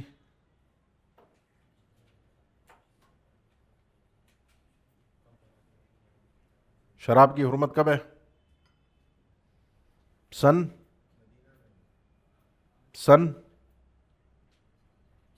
2 ہجری. سن 2 ہجری میں شراب حرام ہو گئی تھی. واضح؟ اب مسئلہ یہ ہے کہ اس آیت کے اندر آگے چل کے ایک ہی آیت ہے نا، لا تقربوا الصلاۃ وانتم سکارى حتى تعلموا ما تقولون الا عابر سبيل وان كنتم مرضى او على سفر او جاء احد بیمار ہو، سفر پر ہو، تم میں سے کوئی قضاء حاجت کر کے آیا ہے، او لامستم النساء میاں بیوی کے تعلقات ہیں، فلم تجدوا ماء پانی نہ ملے تو کیا کرو؟ تیمم کر لو پاک مٹی سے. واضح؟ اور یہ آیت ہم کب کہہ رہے ہیں؟ 2 ہجری سے. بات سمجھ آ رہی ہے؟ 2 ہجری سے پہلے کی آیت ہے. اور سیدہ عائشہ کا جو واقعہ ہے جس میں ان کا ہار کھو گیا تھا 5 ہجری میں، صحیح ہے نا؟ مریسی غزوہ جو ہے وہ 5 ہجری میں، اور 5 ہجری میں وہ کہتے ہیں ہمارے پاس پانی نہیں تھا اور صحابہ پریشان تھے کہ یہاں جہاں ہم نے پڑاؤ ڈالا یہاں پانی نہیں ہے، وضو کیسے کریں گے؟ جبکہ یہ آیت 2 ہجری سے پہلے نازل ہو چکی ہے جس میں وَإِن كُنتُم مَرْضَىٰ أَوْ عَلَىٰ سَفَرٍ أَوْ جَاءَ أَحَدٌ فَلَمْ تَجِدُوا مَاءً فَتَيَمَّمُوا، پانی نہ ملے تو کیا کر لو. اور یہ آیت ہم کب کہہ رہے ہیں؟ 2 ہجری سے پہلے کی ہے. اور یہ واقعہ 5 ہجری میں ہو رہا ہے تو سیدہ عائشہ کہہ رہی ہیں ہم پریشان ہیں، صحابہ پریشان تھے. بات سمجھ آ رہی ہے نہیں آ رہی؟ اس وقت جو آیت نازل ہوئی، امام بخاری نے بھی اس آیت کا ذکر کیا، وہ آیت تھی سورہ مائدہ والی، یا ایھا الذین آمنوا اذا قمتم الى الصلاة فاغسلوا وجوهكم وايديكم الى المرافق وامسحوا برؤوسكم وارجلكم الى الكعبين وان كنتم جنبا فاطهروا وان كنتم مرضى. صحیح ہے؟ اس وقت جو آیت نازل ہوئی تھی وہ والی آیت نازل ہوئی تھی. تو ابھی اشکال پیدا ہو رہا ہے، تو اس کا جواب یہی ہے کہ آیت کا یہ ٹکڑا پہلے نازل ہوا تھا، یا ایھا الذین آمنوا لا تقربوا الصلاة وانتم سکارى حتى تعلموا ما تقولون ولا جنبا الا عابر سبیل حتى تغتسلوا. اور جو اگلا ٹکڑا ہے وہ آیت کا بعد میں نازل ہوا تھا. واضح؟ یہ جو ہے وہ ابن رجب رحمہ اللہ نے فتح الباری جو ان کی کتاب ہے شرح صحیح بخاری کی، ابن رجب کی رحمہ اللہ، اس میں انہوں نے اس مسئلے کو ذکر کیا ہے. وآخر ما نزل من القرآن علی الاطلاق، علی الاطلاق جو آخری آیت نازل ہوئی، اس مسئلے میں اختلاف ہے، لیکن اکثر اہل علم کے نزدیک ابن عباس رضی اللہ عنہ کا جو قول ہے، فعن ابن عباس رضی اللہ عنہما قال آخر آیت نزلت عن النبی صلی اللہ علیہ وسلم واتقوا یوما ترجعون فیہ الی اللہ ثم توفی کل نفس ما کسبت وہم لا یظلمون. یہ آیت نازل ہوئی، آپ نے فرمایا آیت الدین اور آیت الربا کے درمیان اس کو رکھو. آیت الدین یا ایھا الذین آمنوا اذا تداینتم بدین، جو قرآن مجید کی سب سے بڑی آیت ہے ایک، اور آیات الربا جو ہے اس سے پہلے کی آیت ہے واتقوا یوما ترجعون فیہ الی اللہ سے پہلے کی. اس کے درمیان اللہ کے نبی صلی اللہ علیہ وسلم نے فرمایا اس کو رکھو. یہ علی الاطلاق آخری، اس کے بعد اللہ کے نبی صلی اللہ علیہ وسلم پر کوئی وحی قرآن مجید کے اللہ کے نبی صلی اللہ علیہ وسلم پر نازل نہیں ہوئی. البتہ احکام کے اعتبار سے، احکامات کے اعتبار سے آخری وحی جو ہے وہ کون سی ہے؟ الیوم اکملت لکم دینکم واتممت علیکم نعمتی ورضیت لکم الاسلام دینا. یہ آیت جو ہے یوم عرفہ والے دن اللہ کے نبی صلی اللہ علیہ وسلم پر نازل ہوئی. اس کے بعد کوئی حکم شرعی نازل، احکامات شرعیہ نازل نہیں ہوا. اور یہ آیت بھی ٹکڑا نازل ہوا نا، وہ جو میں نے ابھی بات کی نا، آیات مختلف حصوں میں بھی نازل ہوتی ہے. ایک ہی آیت کا کچھ حصہ پہلے نازل ہو اور کچھ حصہ بعد میں نازل ہو، یہ بھی دلیل ہے اس کی. الیوم اکملت لکم دینکم واتممت علیکم نعمتی ورضیت لکم الاسلام دینا. ٹھیک ہے نا؟ یہ اتنا حصہ جو ہے وہ اللہ کے نبی صلی اللہ علیہ وسلم پر میدان عرفات میں نازل ہوا جب اللہ کے نبی صلی اللہ علیہ وسلم حج کے موقع پر تشریف فرما تھے۔ اس سے پہلے جو آخری حکم اکثر اہل علم کے نزدیک نازل ہوا ہے، آخری حکم وہ کون سا ہے؟ آخری حکم اس آیت کے نزول سے پہلے، اس آیت کے نزول سے پہلے، الیوم اکملت سے پہلے جو حکم شرعی احکامات شرعیہ میں سے نازل ہوا ہے، اکثر اہل علم کے نزدیک سود کی حرمت کا حکم ہے۔ سود کی حرمت کا حکم بالکل آخر میں جا کر نازل ہوا ہے۔ واضح؟ اب بات یہ ہے کہ ماننا تو ہم نے سب کو ہے اور عمل بھی سب پر کرنا ہے، تو یہ آخر اور بعد والا یہ سارا جان کے کیا ملے گا؟ آپ ہیں طالب علم کو یہ چیزیں سیکھنی پڑتی ہیں کیونکہ اللہ کے کلام کو صحیح طریقے سے وہ سمجھ سکے۔ سمجھنے کے لیے چیزیں مفید ہیں، سمجھنے کے لیے ذریعہ ہے۔ تو سمجھنے کے لیے ومن فوائد معرفتی اول یا اولی دونوں طرح اس کو پڑھ سکتے ہیں، ومن فوائد معرفتی اول ما نزل و آخری ما نزل من القرآن، یہ اول ما نزل اور آخر ما نزل جو قرآن مجید کے پہلے اور آخری آیت کون سی نازل ہوئی، اس کو جاننے کا فائدہ کیا ہے؟ نمبر 1 تمییز الناسخ من المنسوخ، ناسخ اور منسوخ کا علم آپ کو پتہ چل جائے گا۔ ناسخ اور منسوخ کا علم، کیونکہ جو آیت بعد میں آ رہی ہے اور جو آیت پہلے ہے وہ ایک دوسرے سے ٹکرا رہی ہے، ایک میں کام کرو دوسری میں کام، یہ کام یوں کرو اور یہ کام یوں نہ کرو، صحیح ہے نا؟ جیسا کہ صحابہ نے سوال بھی کیا سیدنا ابن عباس یا دیگر نے، یہ جو جس عورت کا شوہر فوت ہو جائے اس کی عدت کے متعلق ہے نا، والذین توفون منکم یذرون ازواجا یتربصن بانفسہن اربعۃ اشہر وعشرہ، یہ آیت پہلے ہے اور لکھی ہوئی، اور اگلے صفحے کے اوپر آئے والذین توفون منکم یذرون ازواجا وصیۃ لازواجہم متاعا الی الحول غیر اخراج، صحیح ہے؟ یہ آیت بعد میں ہے جس میں 1 سال کی عدت کا تذکرہ ہے، اور وہ آیت پہلے لکھی ہوئی جس میں 4 مہینے 10 دن کی عدت کا تذکرہ ہے۔ اب یہ لکھی ہوئی پہلے ہے، یہ لکھی ہوئی بعد میں ہے، تو بعد والی پر عمل کرنا چاہیے 1 سال پر۔ اور یہ سوال سیدنا عثمان سے ہوا، آپ نے فرمایا اللہ کے نبی صلی اللہ علیہ وسلم نے اسی طرح لکھوایا ہے، اسی طرح ترتیب دی ہے، لکھنے میں اسی طرح ہے، عمل کے اعتبار سے، نزول کے اعتبار سے سیدنا ابن مسعود رضی اللہ عنہ کا بھی قول ہے کہ یہ آیت 1 سال والی پہلے نازل ہوئی اور 4 مہینے 10 دن والی بعد میں نازل ہوئی، صحیح نا؟ تو جب آپ کو یہ ترتیب پتہ چلے گی تو آپ کو پتہ چلے گا کس پر عمل کرنا ہے اگر وہ ٹکرا رہی ہیں اور کس پر عمل نہیں کرنا، صحیح ہے نا؟ اسی طریقے سے جو 2 آیتیں ہیں، ایک سورہ نساء میں ہے اور ایک سورہ مائدہ میں ہے، جس میں وہ مشرکین کے ساتھ بیٹھنے کا تذکرہ ہے، فلا تقعدوا معهم حتى يخوضوا في حديث غيره، کیسے آیت شروع سے وَإِذَا رَأَيْتَ الَّذِينَ يَخُوضُونَ فِي آيَاتِنَا فَأَعْرِضْ عَنْهُمْ حَتَّى يَخُوضُوا فِي حَدِيثٍ غَيْرِهِ، یہ کہاں ہے؟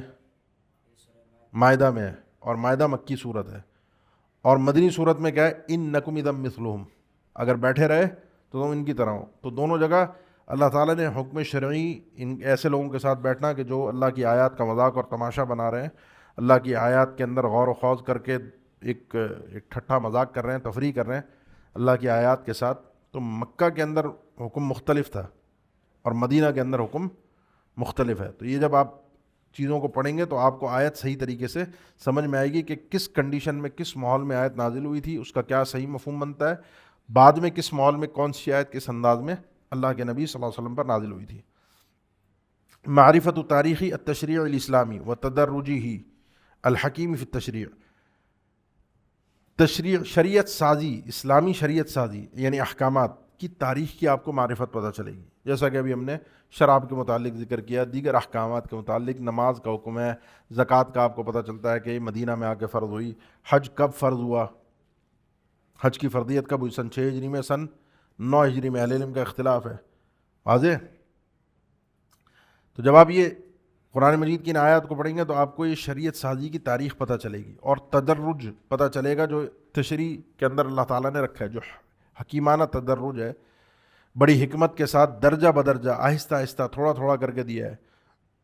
آج ایک بھائی سوال کر رہا تھا صبح کو کہ ماشاءاللہ انہوں نے ایک ہندو کو مسلمان کیا، کہنے لگے کلمہ پڑھایا، کہنے لگے اب جو ہے وہ ان کی گھر والی جو ہے وہ خیر پور میں، تو وہ پوچھ رہے ہیں کہ کیا ان کو فون پہ کلمہ پڑھا کے اسلام کی ترتیب بنائی جا سکتی ہے؟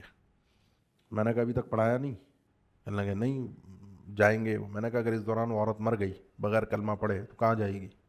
کبھی بھی کسی کو کلمہ پڑھانے کی بات آئے تو کلمے کا مفہوم سمجھا کہ فون ہو کیسا ہو فوراً پڑھا دو. کہنے لگے نہیں وہ اس کو تربیت کرنی ہے نماز یہ وہ. میں نے کہا یہ سب بات کی بات ہے, یہ کلمے کے بعد کی بات ہے. کلمہ آج پڑھا دو, نماز آپ کل آج فوراً ابھی کلمہ پڑھاؤ, نماز کل بھی سیکھ سکتی ہے پرسوں بھی. روزہ زکوٰۃ نماز حج یہ ساری چیزیں بعد میں آئیں گی. اس کے بغیر بھی اگر عورت مر گئی تو لا الہ الا اللہ قلباً اور لساناً اگر اس نے پڑھا ہے تو انشاءاللہ جنت میں جائے گی, اگر اس کو عمل کا وقت نہیں ملا. لیکن آپ کلمہ پڑھا ہی نہیں رہے اس کو, اس انتظار میں کہ جائیں گے اور اس دوران اللہ نہ کرے وہ دنیا سے رخصت ہو گئی پھر. صحیح ہے نا. تو یہ تدرج جو آپ کو پتہ چلا درجہ بدرجہ کہ مکہ میں صرف لا الہ الا اللہ تھا. نماز بھی جو ہے پہلے 2 نمازیں تھیں اور 5 نمازوں کی فرضیت یا تہجد تھا, اور 5 نمازوں کی جس انداز کی فرضیت وہ آپ کے علم میں کب ہوئی؟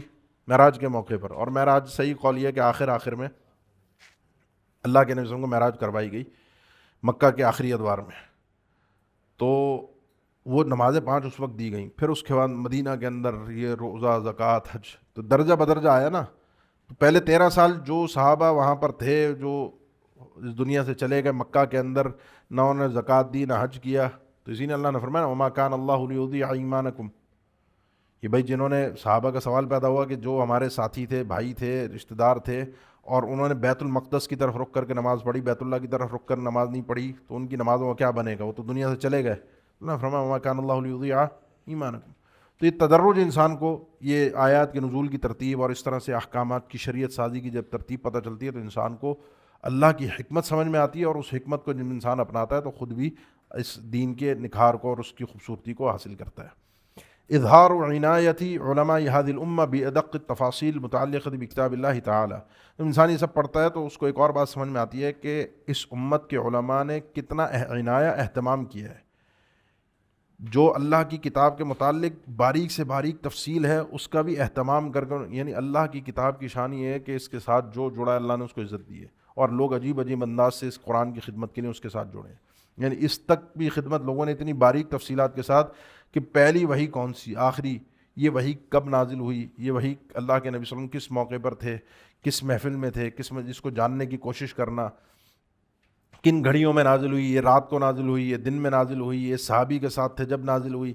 یہ ساری تفصیلات صرف اس لیے کہ اللہ کا کلام ہے, یہ عام بات نہیں ہے. آپ اس کی شان کو سمجھیں, اللہ کی شان, اللہ تعالیٰ کی عظمت, اللہ تعالیٰ کا مقام اور مرتبہ. جب انسان اپنے دل میں اس چیز کو اجاگر کرتا ہے تو اللہ کے کلام کو بھی اسی اعتبار سے عزت دیتا ہے, اور اللہ کے کلام کو جب انسان عزت دیتا ہے تو یہ بھی بڑی باعزت کتاب ہے. انہ لکتاب عزیز, ٹھیک ہے نا, یہ بھی بڑی باعزت کتاب ہے. تو انسان پھر اس کتاب کے ساتھ جب اللہ کے کلام کے ساتھ جوڑتا ہے جس اعتبار سے بھی اللہ تعالیٰ اس کو عزت فراہم کرتا ہے. تو بہرحال آج یہیں تک رکتے ہیں, انشاءاللہ کل آگے چلیں گے اور انشاءاللہ الرحمن اس کو پورا کریں گے اپنی اسی دورے کے وقت میں انشاءاللہ الرحمن.